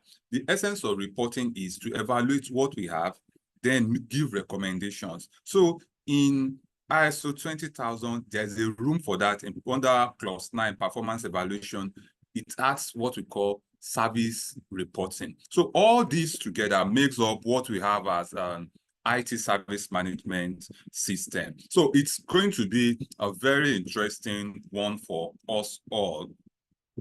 But first, let's talk about what ISO 20000 is all about.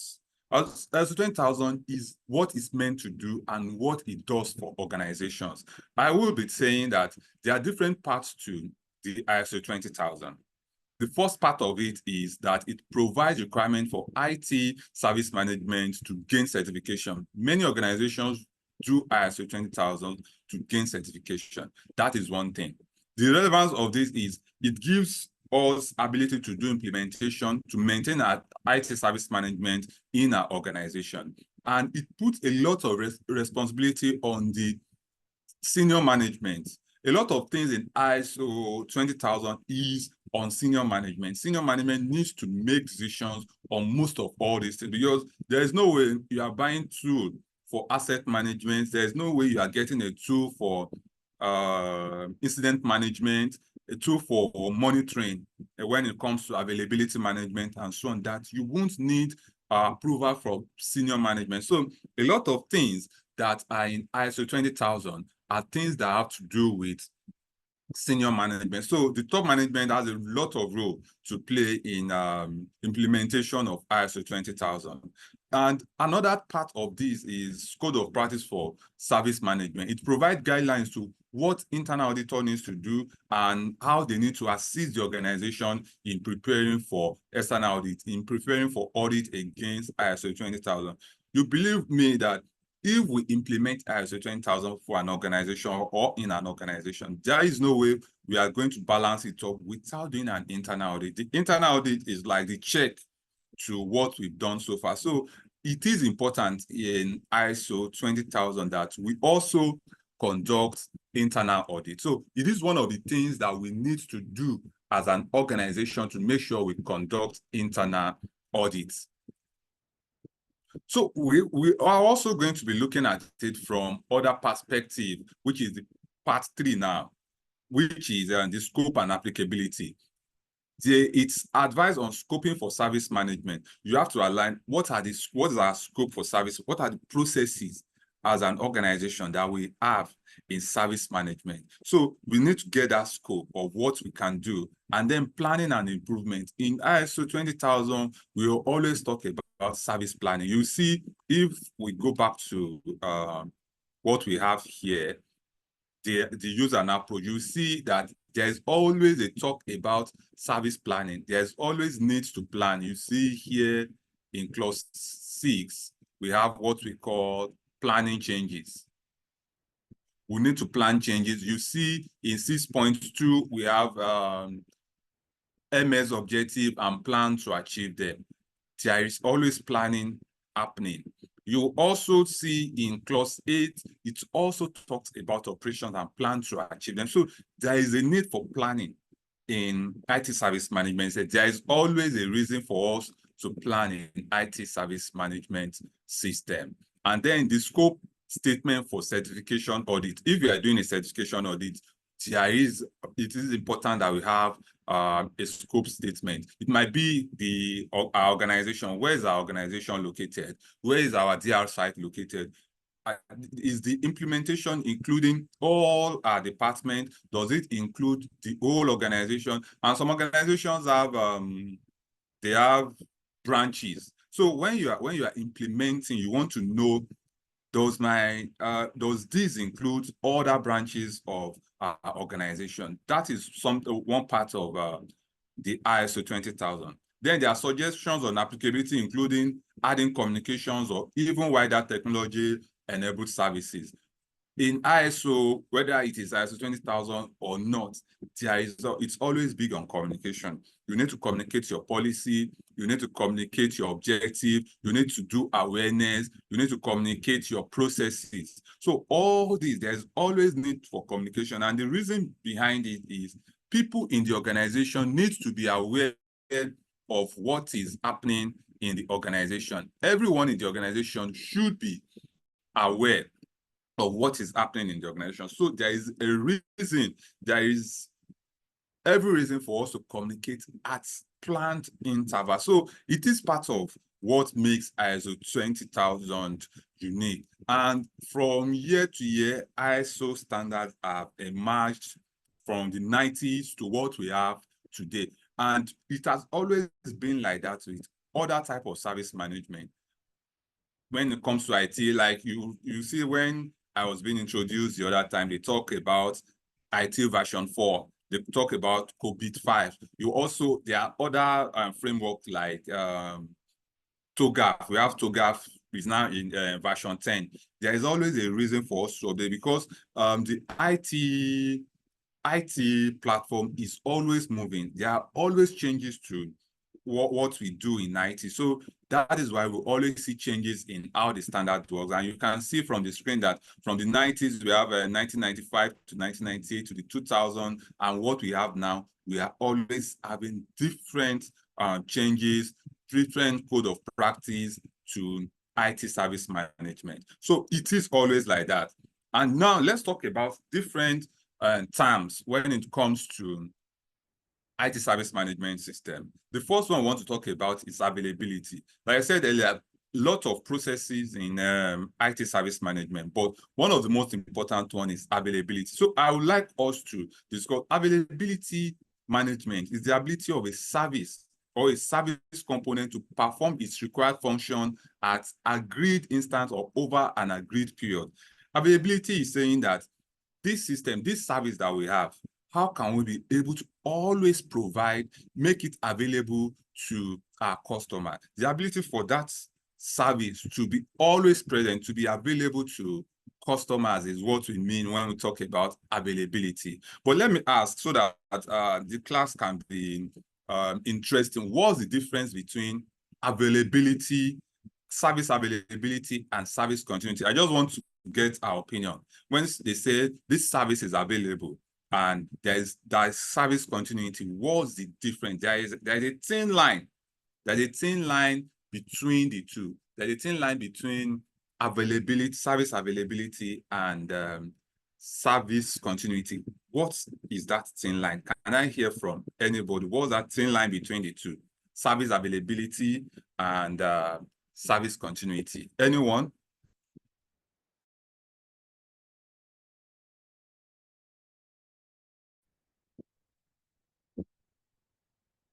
Anyone, please? Can anyone speak to that? The difference between service availability and service continuity.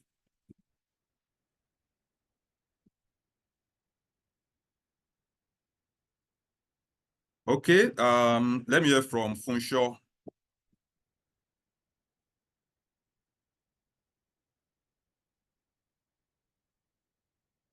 Funsho, can you speak?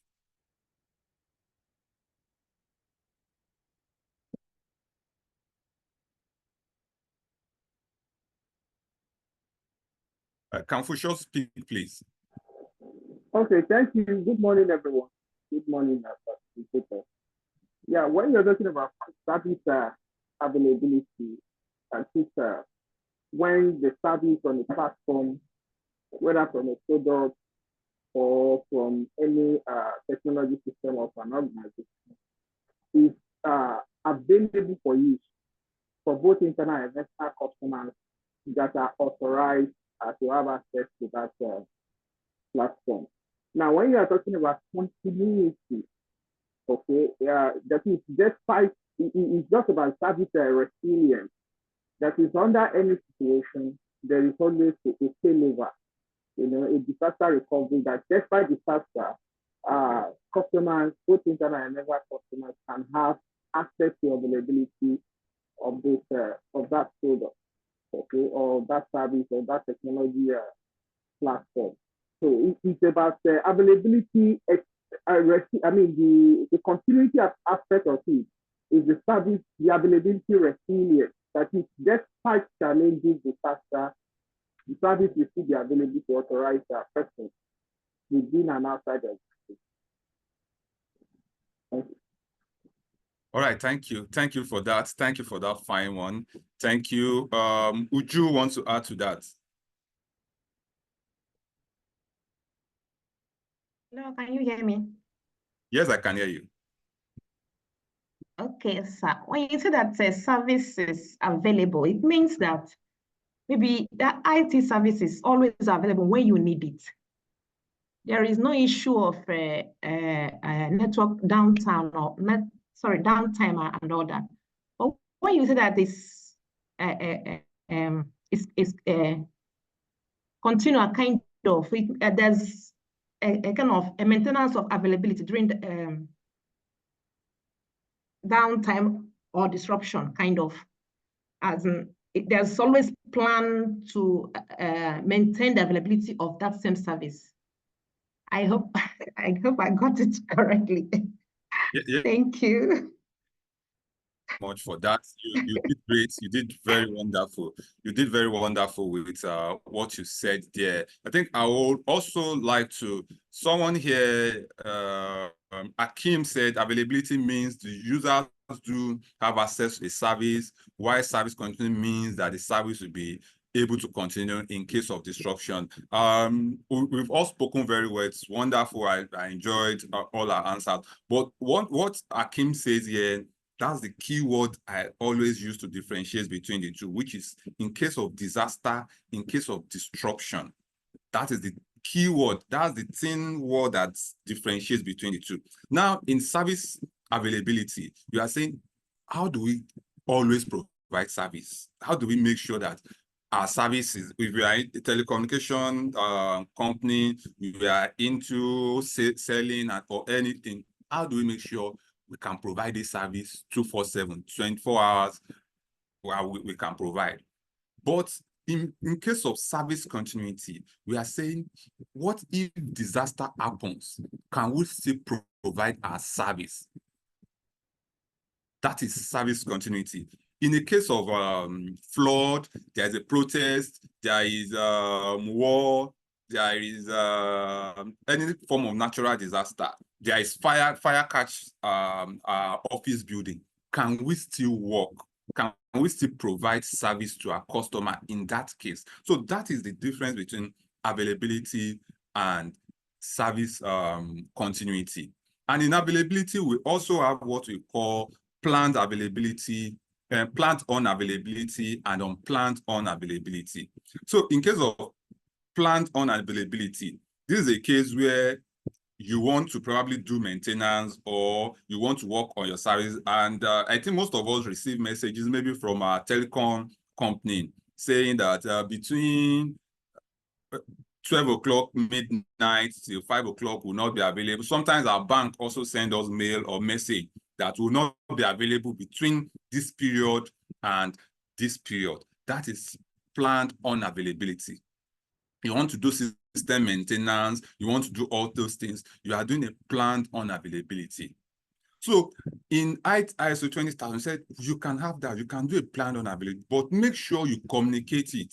And that is what you see telecom communications do, that's what you see banks do when they send you that message. They are telling you, don't try to make transactions during this period because we are doing some maintenance on service. So that is planned unavailability. But there are cases where those banks, those telecommunications, they have unplanned unavailability, where you just start dialing your phone and network is not going through. You can't make calls, you can't browse and everything for about an hour or two. That is an unplanned unavailability. So part of service management process is saying that when this happens, you need to investigate, you need to check, why are we having this? And as much as possible, you need to resolve that within an allocated time. You need to have an allocated resolution time that you need to recover from that. So we are saying, if this happens, we have just 30 minutes to recover from it. So that is something about availability, and it's part of service management system. When we go on, we'll still talk about why do we do service management? It's because we want effective and efficient service delivery. We want a case whereby all our services are delivered within the time frame we want them to be delivered. So getting this at the back of our mind is very important. That is what service availability is all about. Then let's move on to configuration baseline. When we talk about configuration, we are talking about configuration information formally designated at a specific time during a service or service component life. And we have configuration items. In configuration management, what we usually do in configuration management is to understand what are configuration items. What are we have what we call the CMDB, which is the configuration management database. We want to populate all these to understand what are the configuration items we have in the organization. How can we configure all these? They might be assets, they might be applications, they might be softwares in our organization. We want to have a database for all this. It's part of service delivery. And then another thing in service management, like I said earlier, is we have incident management, we have service requests, we have problem management. But for us to understand known error, we need to understand what is incident management and what is problem management. In layman's English, it might look like they are not connected, but these two words are well connected. So I also, in incident management, incident is an unplanned interruption to a service when something just happened and you can't browse, or you can't connect to your network, all these are incidents. So an unplanned interruption to a service or a reduction in the quality of the service, that is incident. But there is also a difference between incidents and problems. So let me ask, what's the difference? What's incident and what's problem? At what point do we say this is an incident, and at what point do we say this is a problem? Let me hear from you. Anybody? What's incident? We've understood. So now what's problem? At what point do we say we have a problem? Anyone? Okay. Aminu, let me hear from you, please. I could not get the first name. Let me hear from you. All right, good morning, sir. Yeah, good morning. I want to make an analogy. An incident. Right. Somebody is driving on a highway and he had an accident. But fortunately, he has not gotten an injury. So that's an incident. He has an accident, but the accident has not affected his health. While a problem, he has an accident on the highway and the accident caused him to lose his arm. So that is a problem because the accident has done a damage to him. That is the difference between incident and problem. The incident might not affect the service delivery, while a problem is the cause or is the root of the problem that causes that stops the service delivery, or that provides a disruption. All right. Thank you. Thank you very much. Thank you very much, for that. Thank you for that analogy that you gave. Let's hear from Fusho.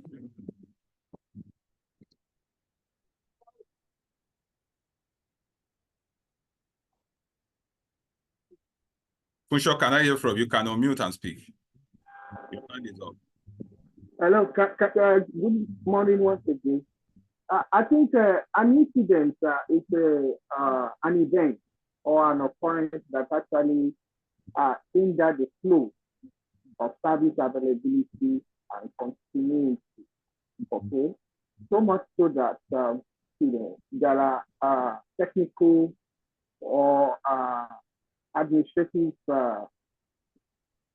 procedures that can give you a resolution time within a particular time frame. They can give you a resolution within a particular time frame.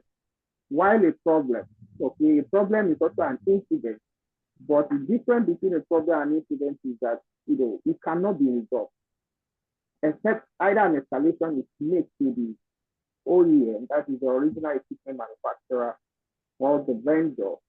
So it takes a longer time for a problem to get resolved.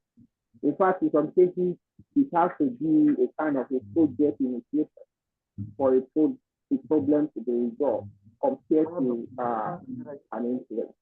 Okay, that's just my understanding of what the problem incident is. All right. Thank you very much. Thank you very much. Lastly, let me hear from Donald.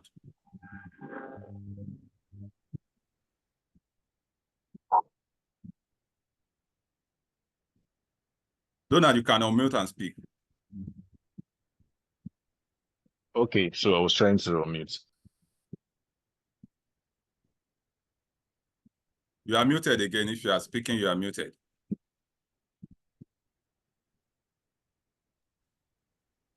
Sorry, can you hear me now?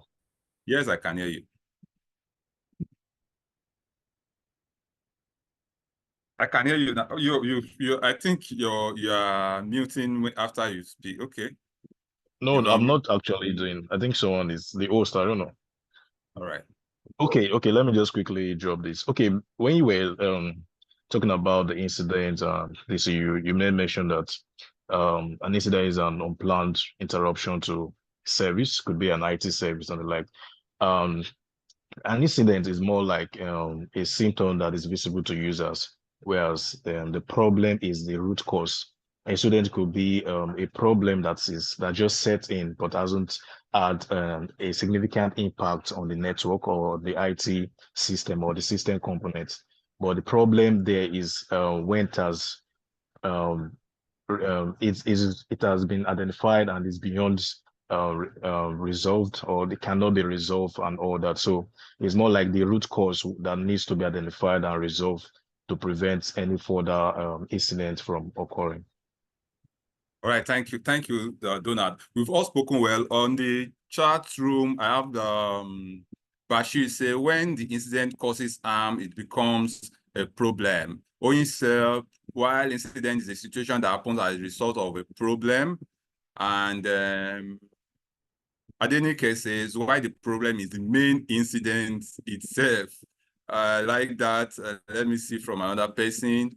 Olariwaju says, incident is an occurrence which root cause is not known immediately. Problem is a known issue which needs to be solved. So all these are fine. Well, I want to say, like we said earlier, in case of incident, something happened is an unplanned interruption to a service, or it might be an information security incident, it might be a service incident. When something happens that is not expected, let me use for example, when we have cases of us not having maybe service just goes off, or let's say we are in an organization, want to enter into our organization, and our biometric door just suddenly have issue and we can't access our organization. Or even you're at home and you on your generator, and at some point your generator trips off. That is an incident. It can happen at any time. It has reduced your service. You are working and your generator trips off. You are on your way to work with your car and your car stops working. That is an incident, for example. But a problem is now your car stops working, or your gen stops working. You go back there, you pull it, it starts working again. After 5-10 minutes, it goes off. You pull it, when it keeps on repeating, it is no longer an incident, it becomes a problem. You move it to a problem because you are trying to find out what is the root cause of this one-on-one incident that keeps happening. Why am I having this problem? Why am I having this incident? Why is it coming up always? So it is no longer at that point, it is no longer an incident. It has now become a problem. You are now looking for the root cause analysis. You are now trying to do a root cause analysis. Why is this gen always going off? Why is this car tripping off? Is it the type of fuel I'm using? Is it the injector? Is it, you start looking for the root cause analysis. What is the root cause? Probably you get a mechanic to look for why is that happening. So at that point, it's no longer an incident. When your network trips off, you reconnect again, it trips off, you reconnect. At some point, you see that it is no longer normal for it to be tripping off. You want to find out, why am I having this problem? So in that case, it takes us back to that, what we call known error. In problem management, we have what we call known error. So in case of known error is when you are trying to understand that we have a problem that we've not solved. So that problem we've not solved, you have a generator that you know that it trips off. And this is the plug is the reason why it trips. That plug is the known error. So you've identified the root cause. Why is our generator tripping off? It's because it has a plug issue. So at that point, that plug issue is the known error for your generator. So that happens in service management too. That happens in service management when cases where you try to find out, why are we having this service issue? Why are we having this issue? So getting answer to that is where the problem is. Trying to find answer to that is trying to find answer to the known error. So for that time, for that period where you are trying to find answer to that, you need, in service management, you need what you call workaround. So for the period you are trying to solve that problem, you need to do a workaround. You need to find a workaround. Okay, what do we use currently? While we are trying to solve this problem, we need to use something. So let's use the generator issue, for example. You now know that you have a problem with your generator. Your plug is the problem, and this generator keeps tripping off. In problem management, you need to have a workaround. What do we use to work for now? How do we work for now before we solve this problem? So are we going to go and borrow somebody's generator? You have your car and your car is giving you a problem. You said, okay, these are known errors. This is the root. You've done a root cause analysis for the car. You have a known error already, that this is the known error. So the workaround will be, okay, can I use my wife's car while I still solve this problem? Or do I go and use my office car while I solve this problem? So all these together, when a problem, yes, I think Faith says when a problem, recurring of incidents is a problem. Yes, you are right, Faith. When it keeps reoccurring, it becomes a problem. So that is very much correct. That is very much correct. When it keeps occurring, then it becomes a problem. So that is that about incident and problem management. So the ability to manage the two, matters a lot in service management. When you have an incident, how do you manage it? When you have a problem, how do you manage the two? So there are tools that in service management that we use for this process. There are tools we use for this process. We have what we call, we can use Manage Engine Service Desk Plus. We can use what we call Jira Service Management. We can use Ojobo. We can use GLPI. There are a lot of tools that we can use for incidents, for ticketing, for incident report, to report incident, to report problem, to report, to do service requests. And there are tools also we can use for configuration management database. A lot of these things are what we can use, we can look for in an organization. That helps in service delivery. That helps in efficient and effective service delivery. Now, let's move on also to release. But I usually say, before we talk about release, we need to talk about change management. We can't just talk about release before going into change management. So we need to also first talk about change management. What is change management? What is request for change? How do we make request for change?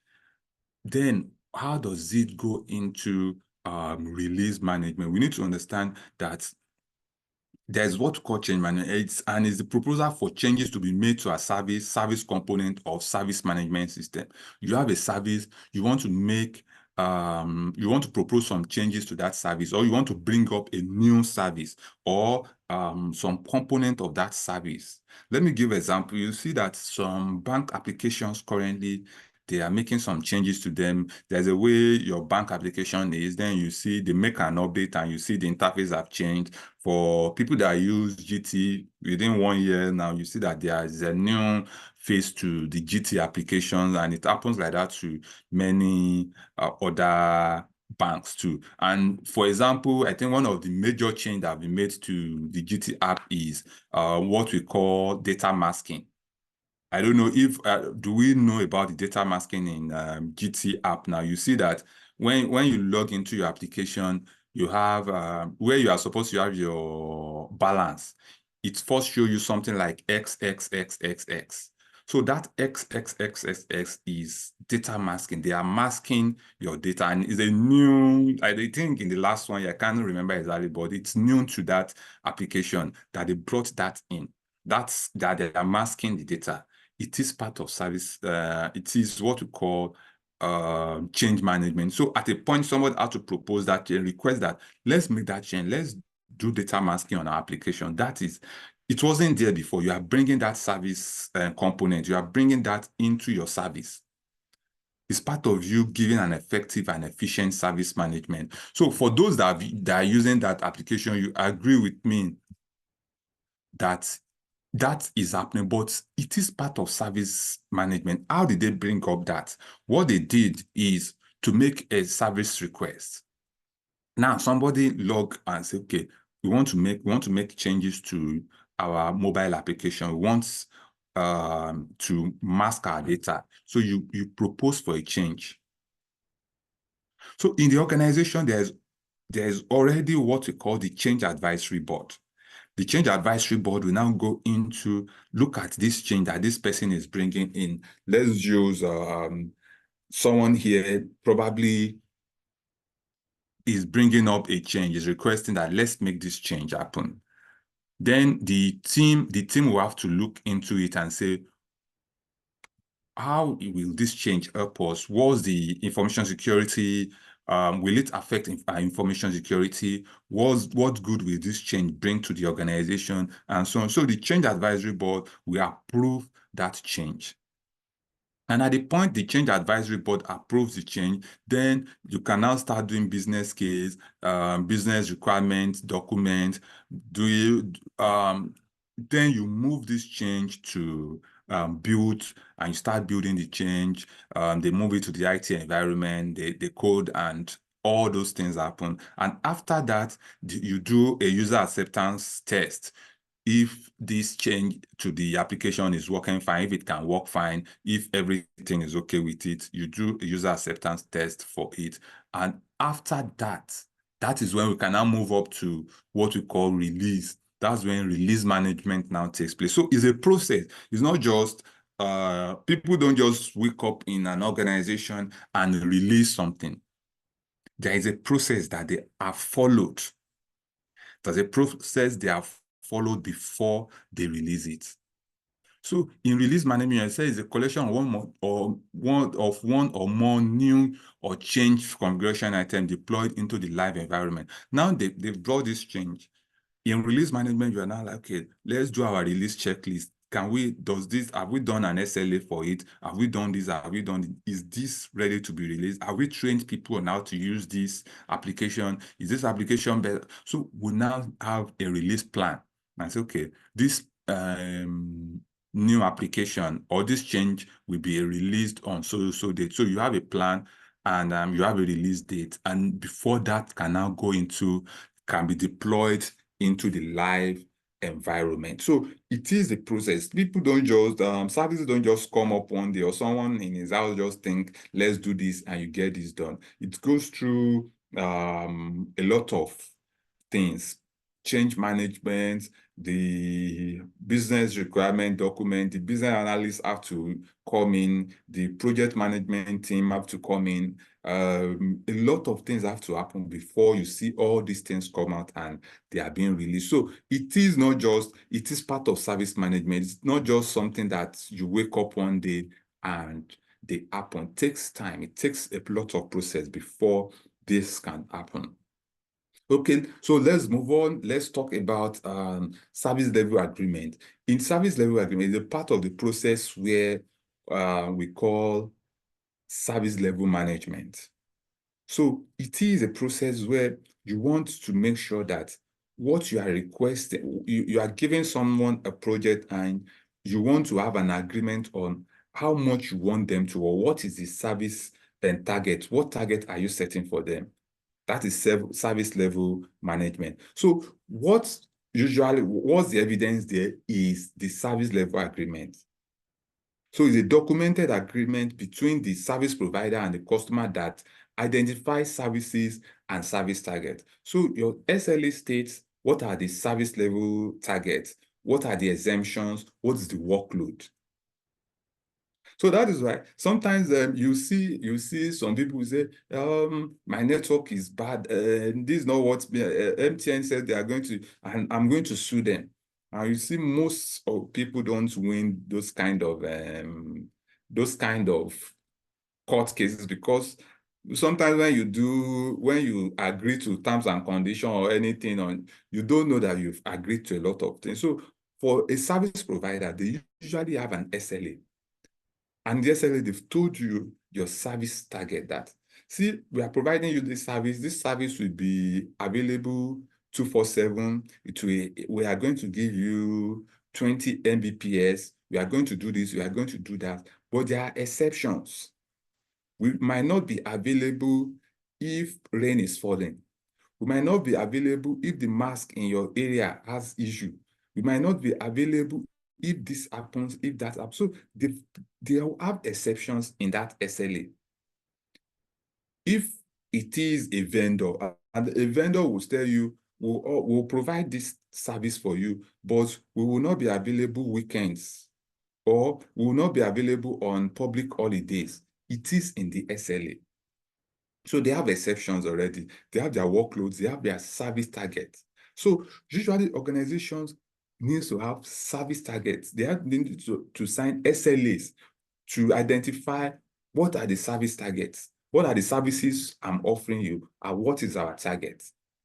So you cannot sue me, you cannot bring it up or do anything if I'm not meeting up with the target. But so far, I'm within the service level target that I've given you. You can't hold me for anything. So it is important, it is always important that organizations have service level targets.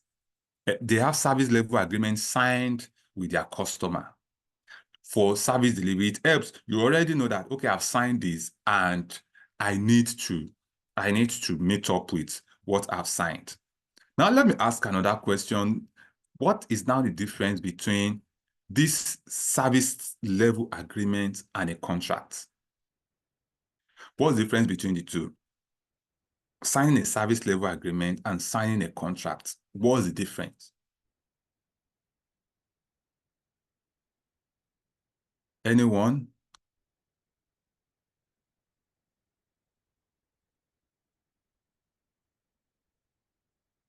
Anyone?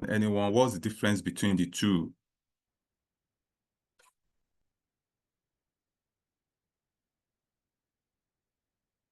Okay, Donald.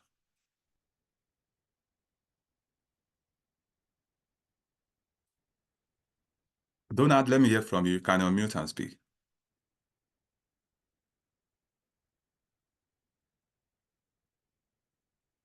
Okay, I think Donald is not speaking. Let's go to Adelowo Simi Lolua.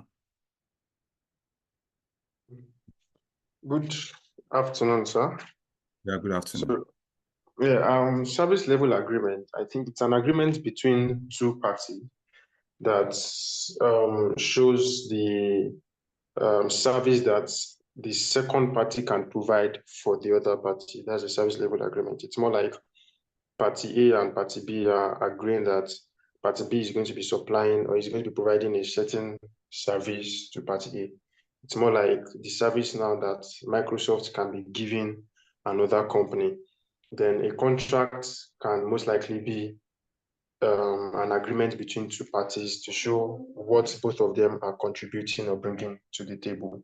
That's my understanding. Right. Thank you. Thank you very much. Thank you very much for that. Thank you very much. Theodore, let me hear from you. Okay, service level agreement is basically, let me give an example to explain. So let's say you are the client and you contracted me as a security contractor to secure your compound or whatever it is you want me to secure. So an SLA basically serves as a minimum level requirement as to what you expect from me. That is, let's say, if anything gets missing, there's like a 5 minutes response time to give a report. If I don't do that within that time frame, I am not meeting up to standard of the SLA, basically. Yeah.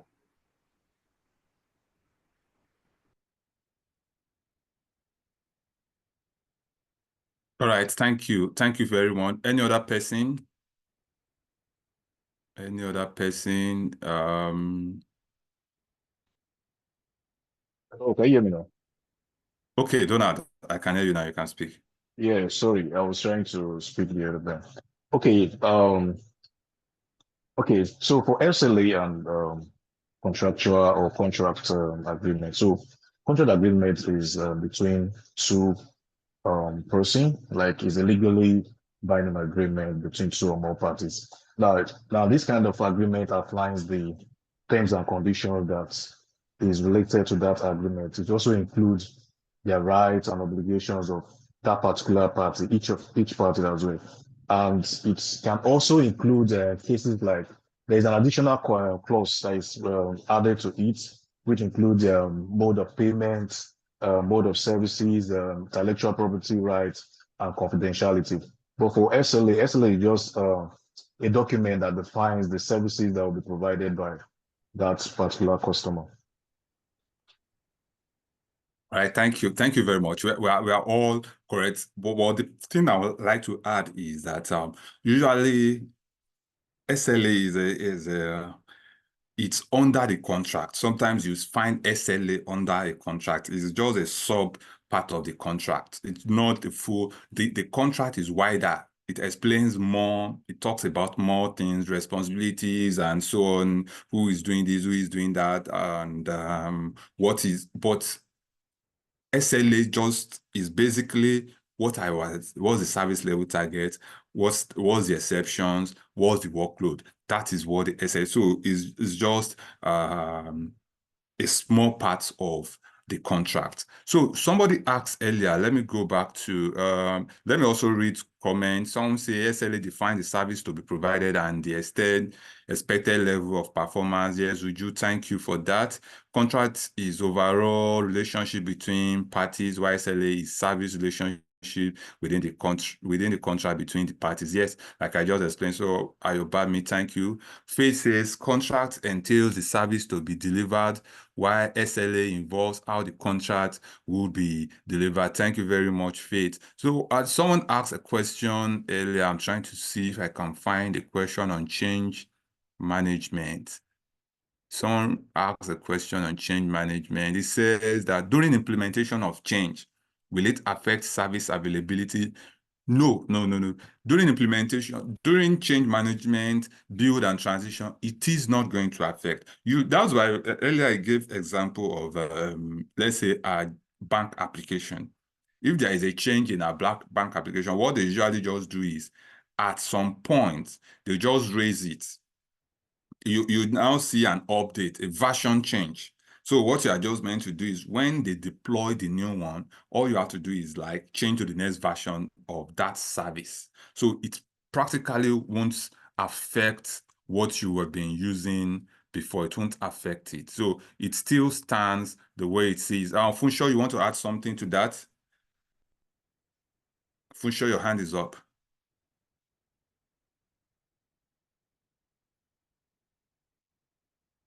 All right, I can't hear from Funsho, so let's move on. Let's move on then. We've been able to understand really. I've just been unmuted. I think I was waiting for the addition from me. Yes, in addition to what you have said with respect to whether change will actually affect service availability, I also think that whenever there is a change, of course, that's why it might affect service to very reasonable extent.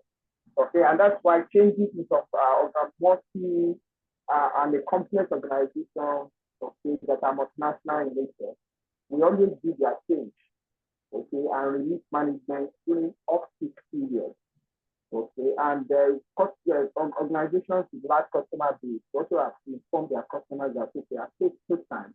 We are sorry, you may not be able to, maybe NTF, for example, will say that you may not be able to lose credit, check your balance because of an upgrade that is actually ongoing. So my just addition to what you have said is that sometimes change within a service or project can actually impact availability and service continuity.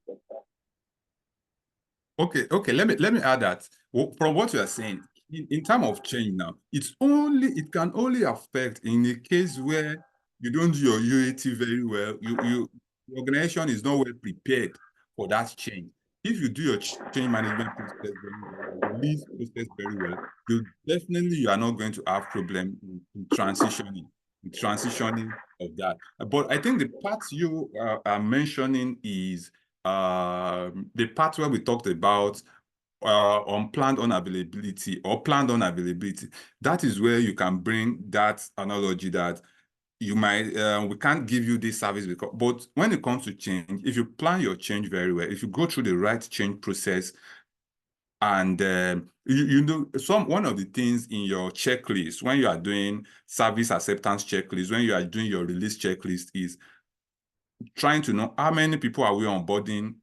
Have we put that into consideration? Have we trained people on how to use this? Is it, how complex is it? And all you've gone through all this process. You make sure you've ticked all this. If you tick all this, definitely it will be a seamless transition. You won't have problem going through that process. We won't have any problem. Let's move on.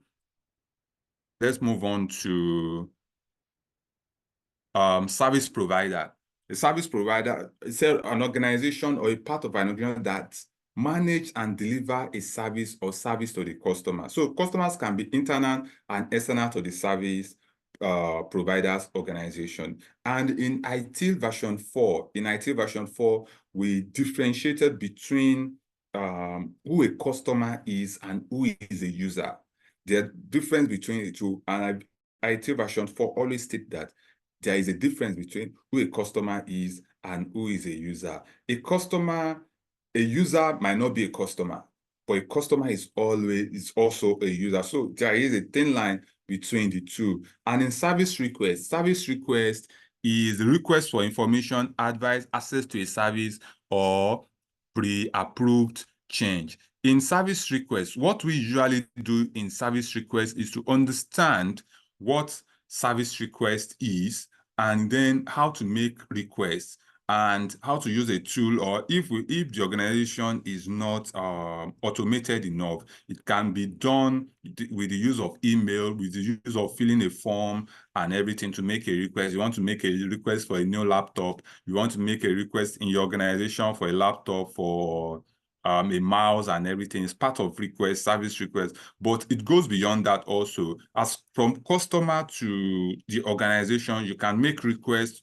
about information, advice, access to a type of service, and so on and so forth. So that is done, but there should be a process in the organization. Are you going to do that via mail? Do you have a CRM tool you are going to use? Do you have a service management tool you are going to use? It should pass through a process in the organization. So there is a process for that in the organization.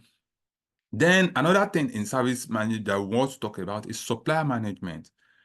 The organization or part of organization that is external to service provider organization and enters a contract with a service provider to contribute to the design, transition, delivery, and improvement of a service or services or processes. So it is normal for an organization to have supplier.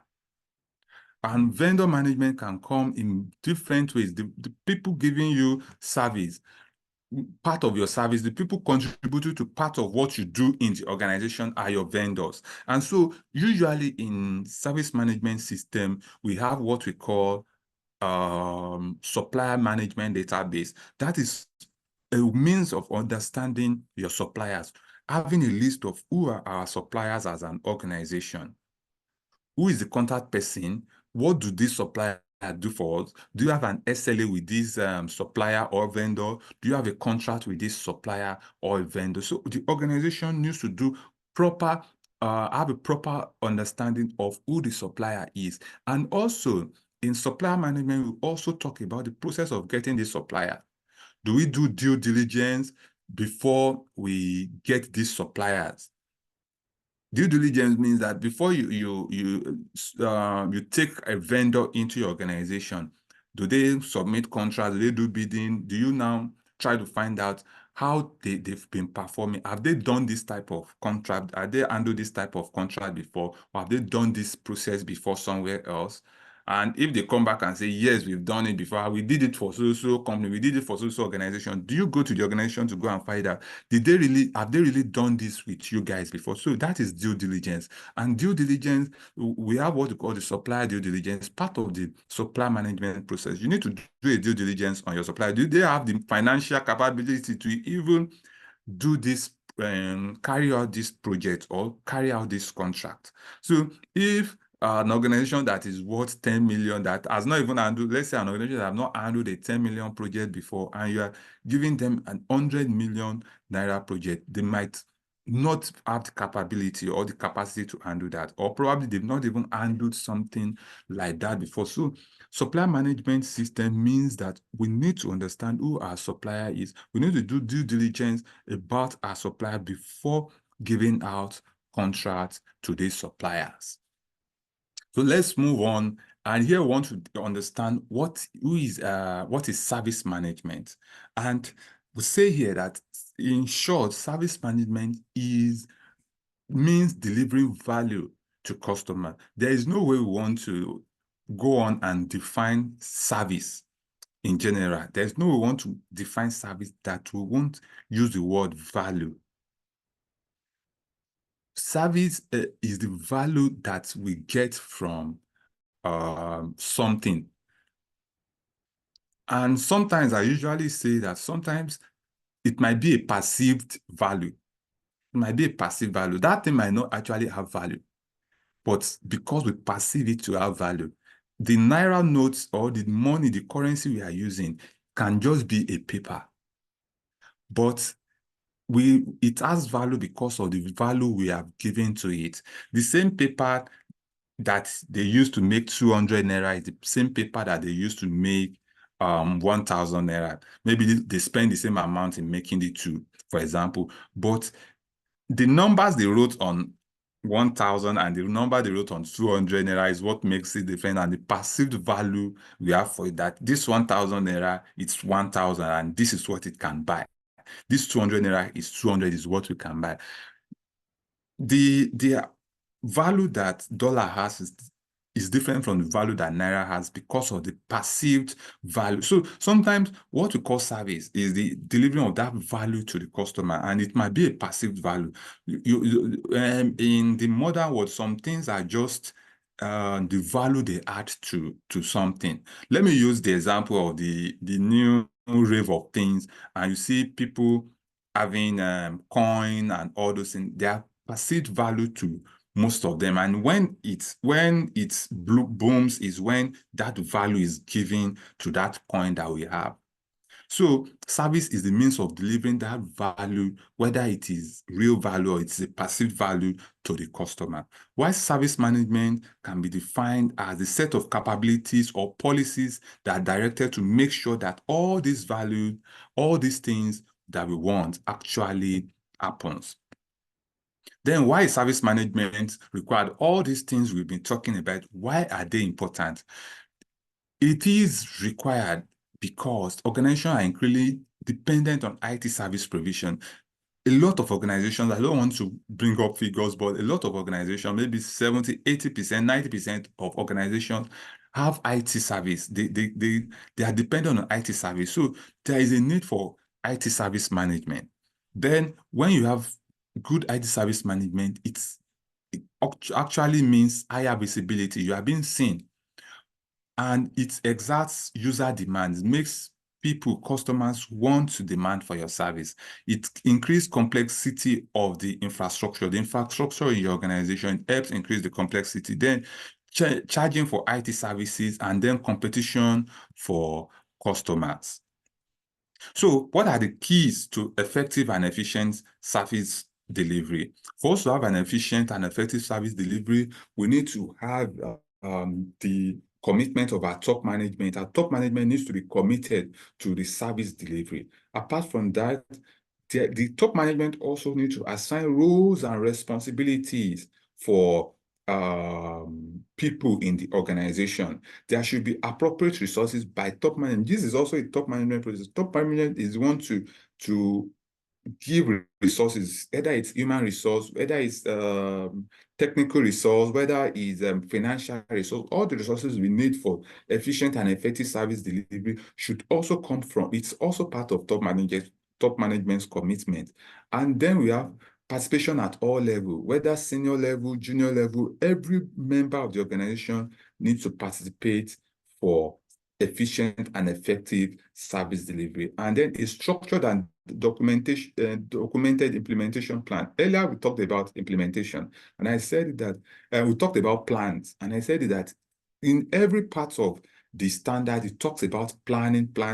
So we need to have a structured and documented implementation plan, our service management plan, our communication plan, our availability plan. There's a lot of planning that goes into service management, and it needs to be structured and well documented. And then we need correct training, we need education, we need awareness to know what we need to do at what point and when we need to do those things. And then adequate procedures and documentation. We need policies, we need procedure document, we need SOPs, and so on and so forth. All these things are what we need for service management, and so they should be made available.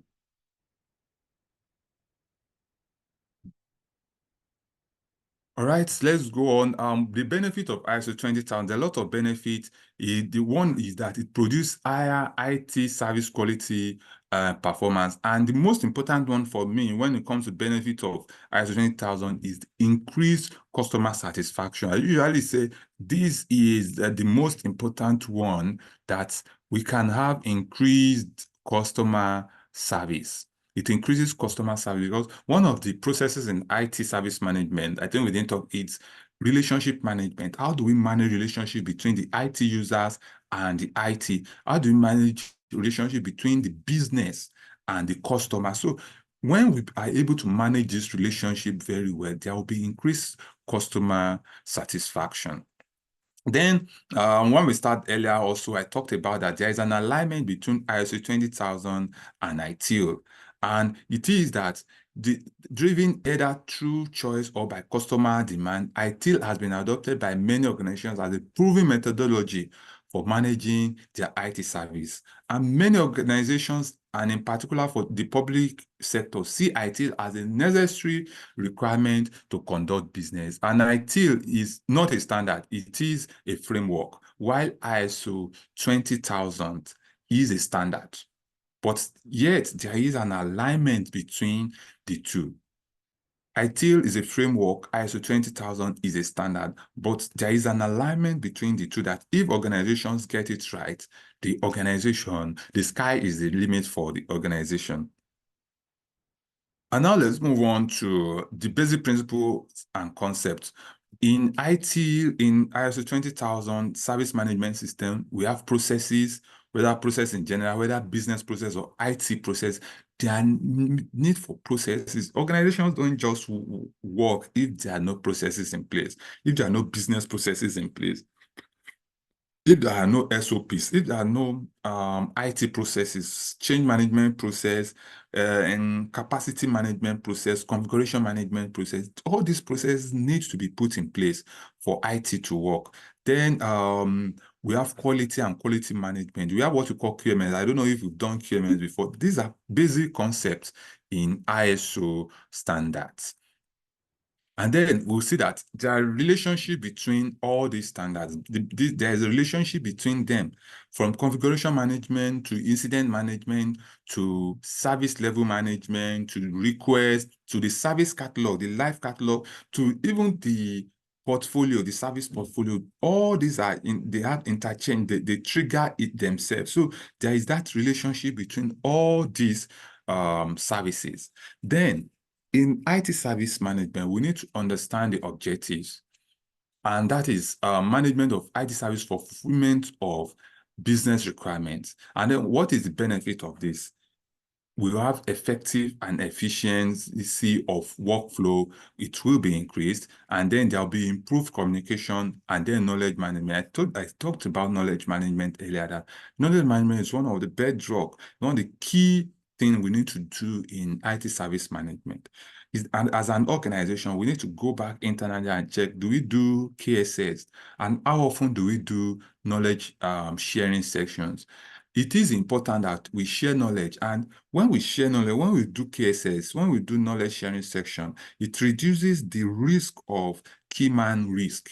Because at the end of the day, when we do knowledge sharing sections at planned interval, we'll notice that many people in the organization will have had add that knowledge about our service, add that knowledge about the products through that knowledge sharing section. So there's always a need for the organization to do knowledge sharing section. Let's move on to the other section of the standards or the training, and that is the quality management principle and ISO 20000 requirement. The two they also align together because they focus on there is customer focus. And I told you earlier that in ISO 20000, it is also customer friendly. It's trying to find an alignment between how you treat your customer and how your business will be able to grow. So it is customer focused. There is leadership. There is nowhere we are going to implement service management system, or we are going to have a good service management system without the input of the top management. Top management will provide, will be the one to be committed to the planning, establishing, implementing, monitoring, review, and improving in the improvement of the service management system. All these are the work of the top management. So top management has a big role to play in getting all this right. All these are what we need to do. We have a big role in making sure we get all this right. So as an organization, if we are able to get this right, we are able to involve everyone in the organization, we are able to commit our leaders at top management into service management system, we will have efficient and effective service delivery. So how do we implement? What's the reason for implementation? How do we establish and implement service management system?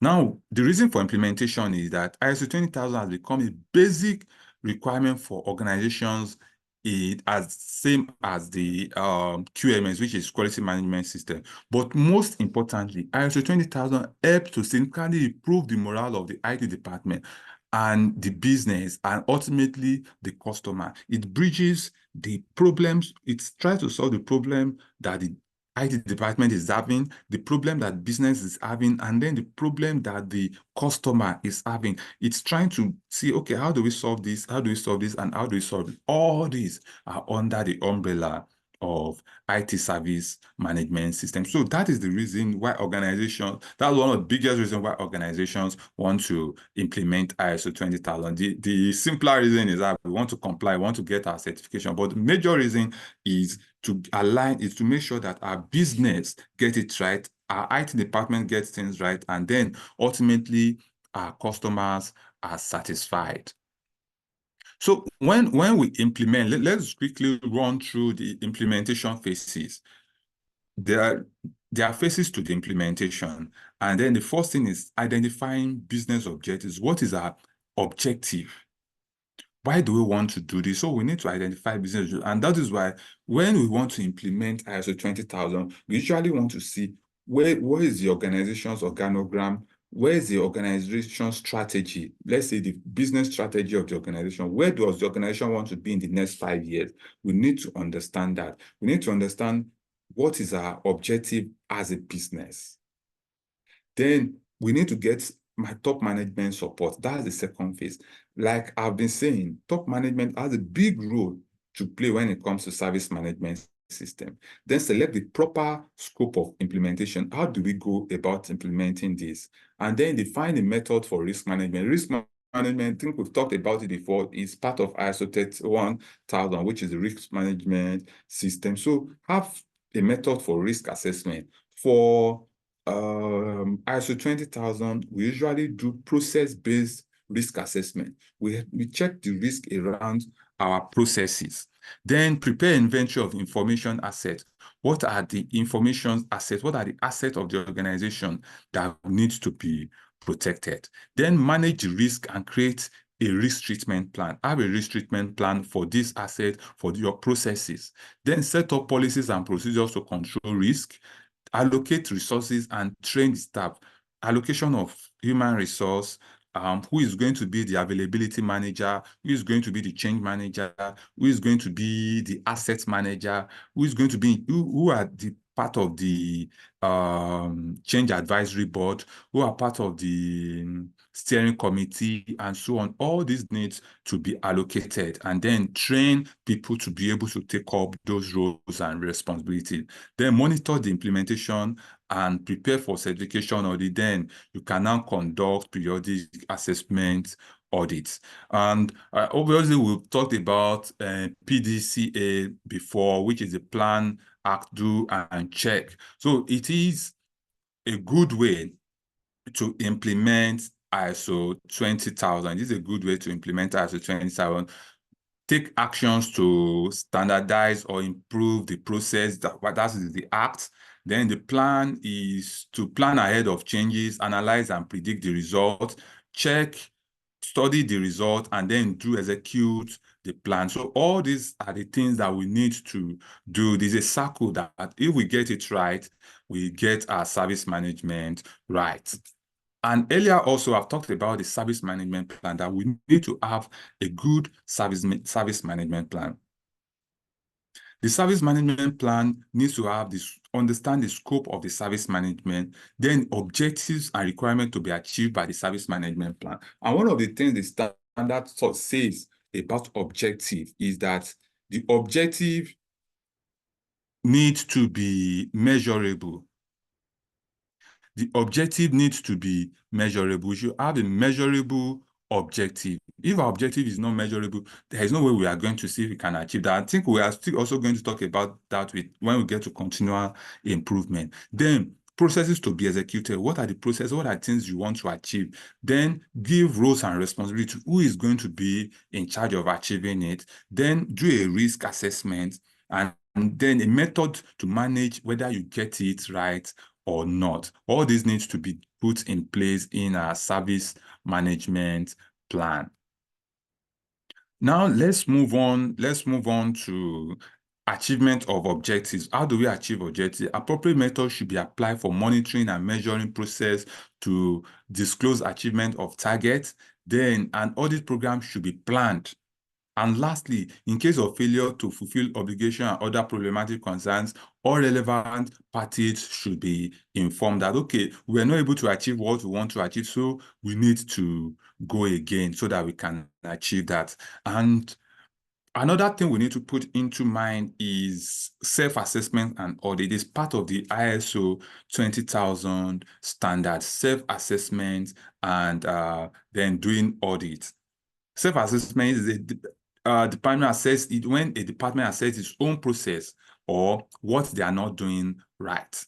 But in auditing generally, we do what we call internal audit, and then we do second-party audit, and we do third-party audit. We do what we call first-party, second-party, and third-party audit. So in case of first-party audit is what we call the internal audit. When auditing is performed by a department within the organization, usually they are called the internal audit department. They perform audit on the other department.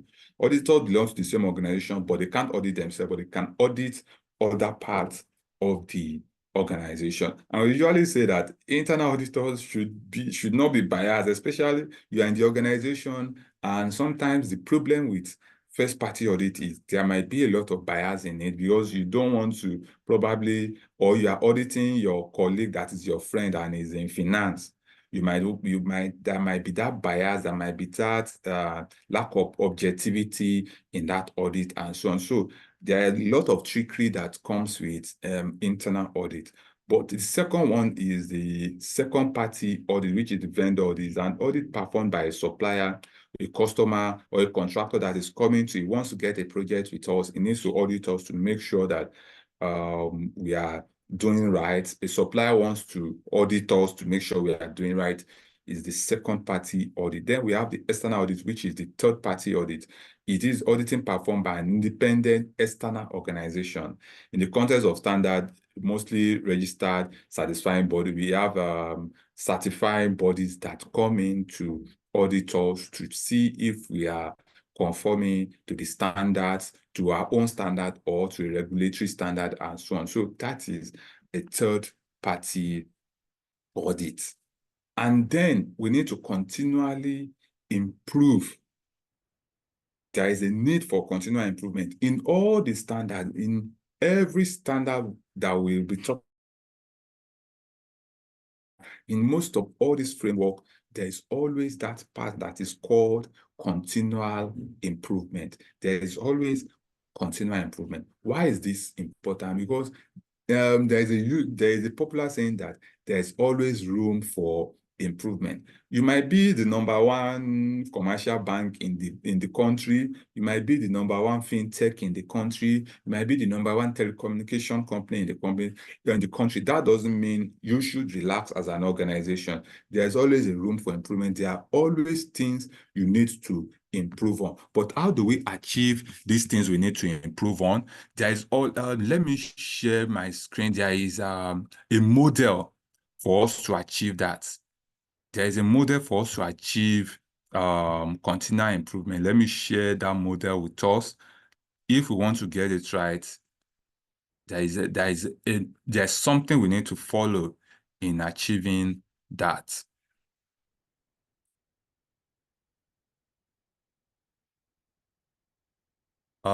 If you can see my screen, this is what we call the continual improvement approach. It's a continual improvement model in achieving anything. Even this approach, individuals can apply it into their personal life and they will get the same result. It's global best practice that we use this approach in ITIL, it's in COVID, it's in every form. We need to use this approach to see if we are getting things right. And what do we do? The first thing to do here is to understand what is the vision.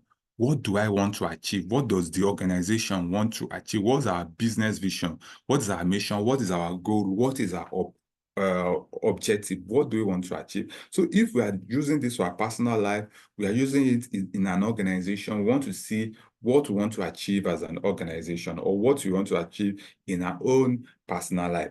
Define that. That's the first step to do. Define that. Then do a baseline assessment. That is the second step. Where are we now? Where am I now? Perform a baseline assessment. For performing a baseline assessment, most organizations use what we call the CMMI maturity level assessment. You can use that CMMI maturity assessment from 1 to 5. Where is my maturity level? Where am I? Am I in 1? Am I in 2? Am I in 3? Am I in 4? Am I in 5? Have I optimized or is it still inadequate? So do a self-assessment of yourself. Do a self-assessment of your organization. Where are we now? So when you do that, you can be able to say, okay, this is objectively where I am now. And if we are biased when it comes to a self-assessment, most of the time we might be biased. And that is why when people say, okay, what is your weakness? Many people don't like saying, my weakness is I sleep too much, or I don't wake up early, or I'm a liar, or I'm this. People don't really do an objective self-awareness. But if you want to get it right, when you are doing your baseline assessment, you need to do that self-awareness. Know where you are currently. Be truthful with it. Be objective with it. Say, okay, this is where we are as an organization currently. When it comes to information security, this is where we are. When it comes to data management, this is where we are. When it comes to availability, monitoring of our services, monitoring of our tools, monitoring of our networks, monitoring of our software and everything, this is our maturity level. When it comes to quality assurance, this is our maturity level.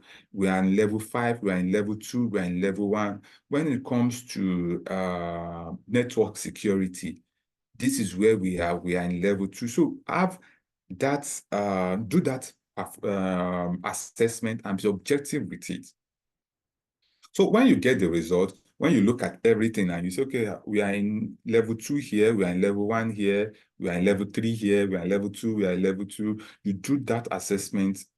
And when you are done with it, you now say, where do we want to be? We are in level 1 here, we want to be in level 3, or we want to be in level 4. We are in level 2 here, we want to be in level 5.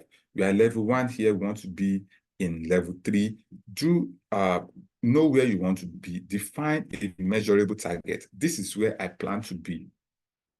And let it be measurable. Let it be something you can come back and say, did we actually achieve it? Are we actually where we said we want to be? So you need to do that. And then how did we get there? How do we get there? Need to know, okay, what is the plan? If I want to get to level 5 when it comes to incident management, when it comes to availability management, I want to get to level 4. When it gets to change management, I want to get to level 5. You've understood this. So how do I now get there? These are the things I need to put in place. I need to have an service management tool. I need to have a change advisory board. I need to have a change manager. I need to have a release manager. I need to have a plan for this. And so we need to have defined improvement plan. What is the plan? Which plan do I have for me to achieve that target, for the organization to achieve its targets? Then after having that plan, take actions to make sure you achieve the plan, execute the improvement plan. Look at the plan very well. Okay, what are the actions am I going to define that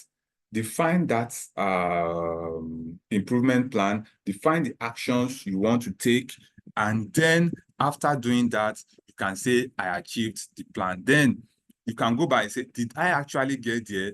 What are the metrics or KPIs to know if you actually got there? And then if you don't, you can start all over again. So that is how we can improve our service management level. That's how we can be effective and efficient when it comes to service delivery. So that is the end. And right now, I can now entertain questions. If there are any questions, please let me know. Any questions?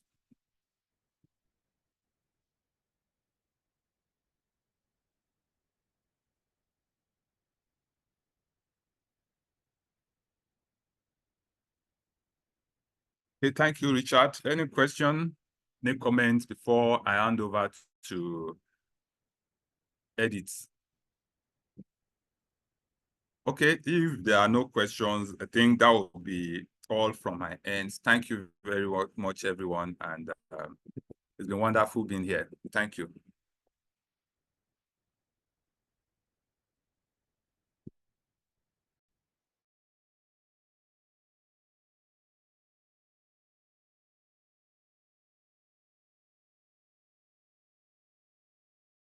I think someone asked if Link, I can give you names of tools.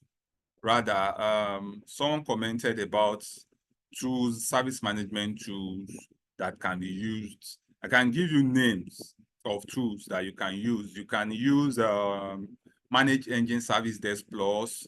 You can use Jira Service Management. You can use, when it comes to general ticketing, you can use Otobo. You can use GLPI. But when it comes to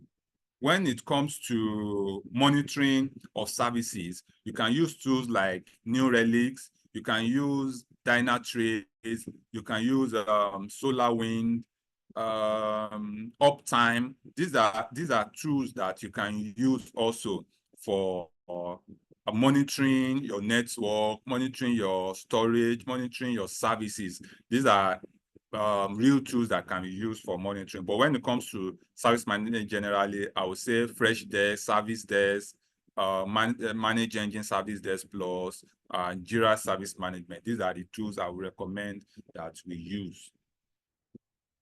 Any other one, please?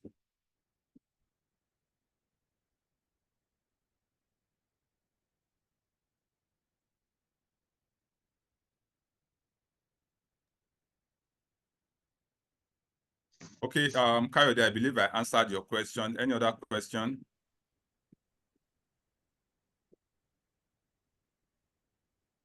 All right, thank you, Edith. That's all. All right, all right. Thank you so very much for your time with us today. And I must say, it's been an insightful and educative session. So thank you very much. We are grateful to have you with us, Mr. Dahunsi. do have a wonderful, wonderful weekend ahead. All right, so ladies and gentlemen, it's time for our break.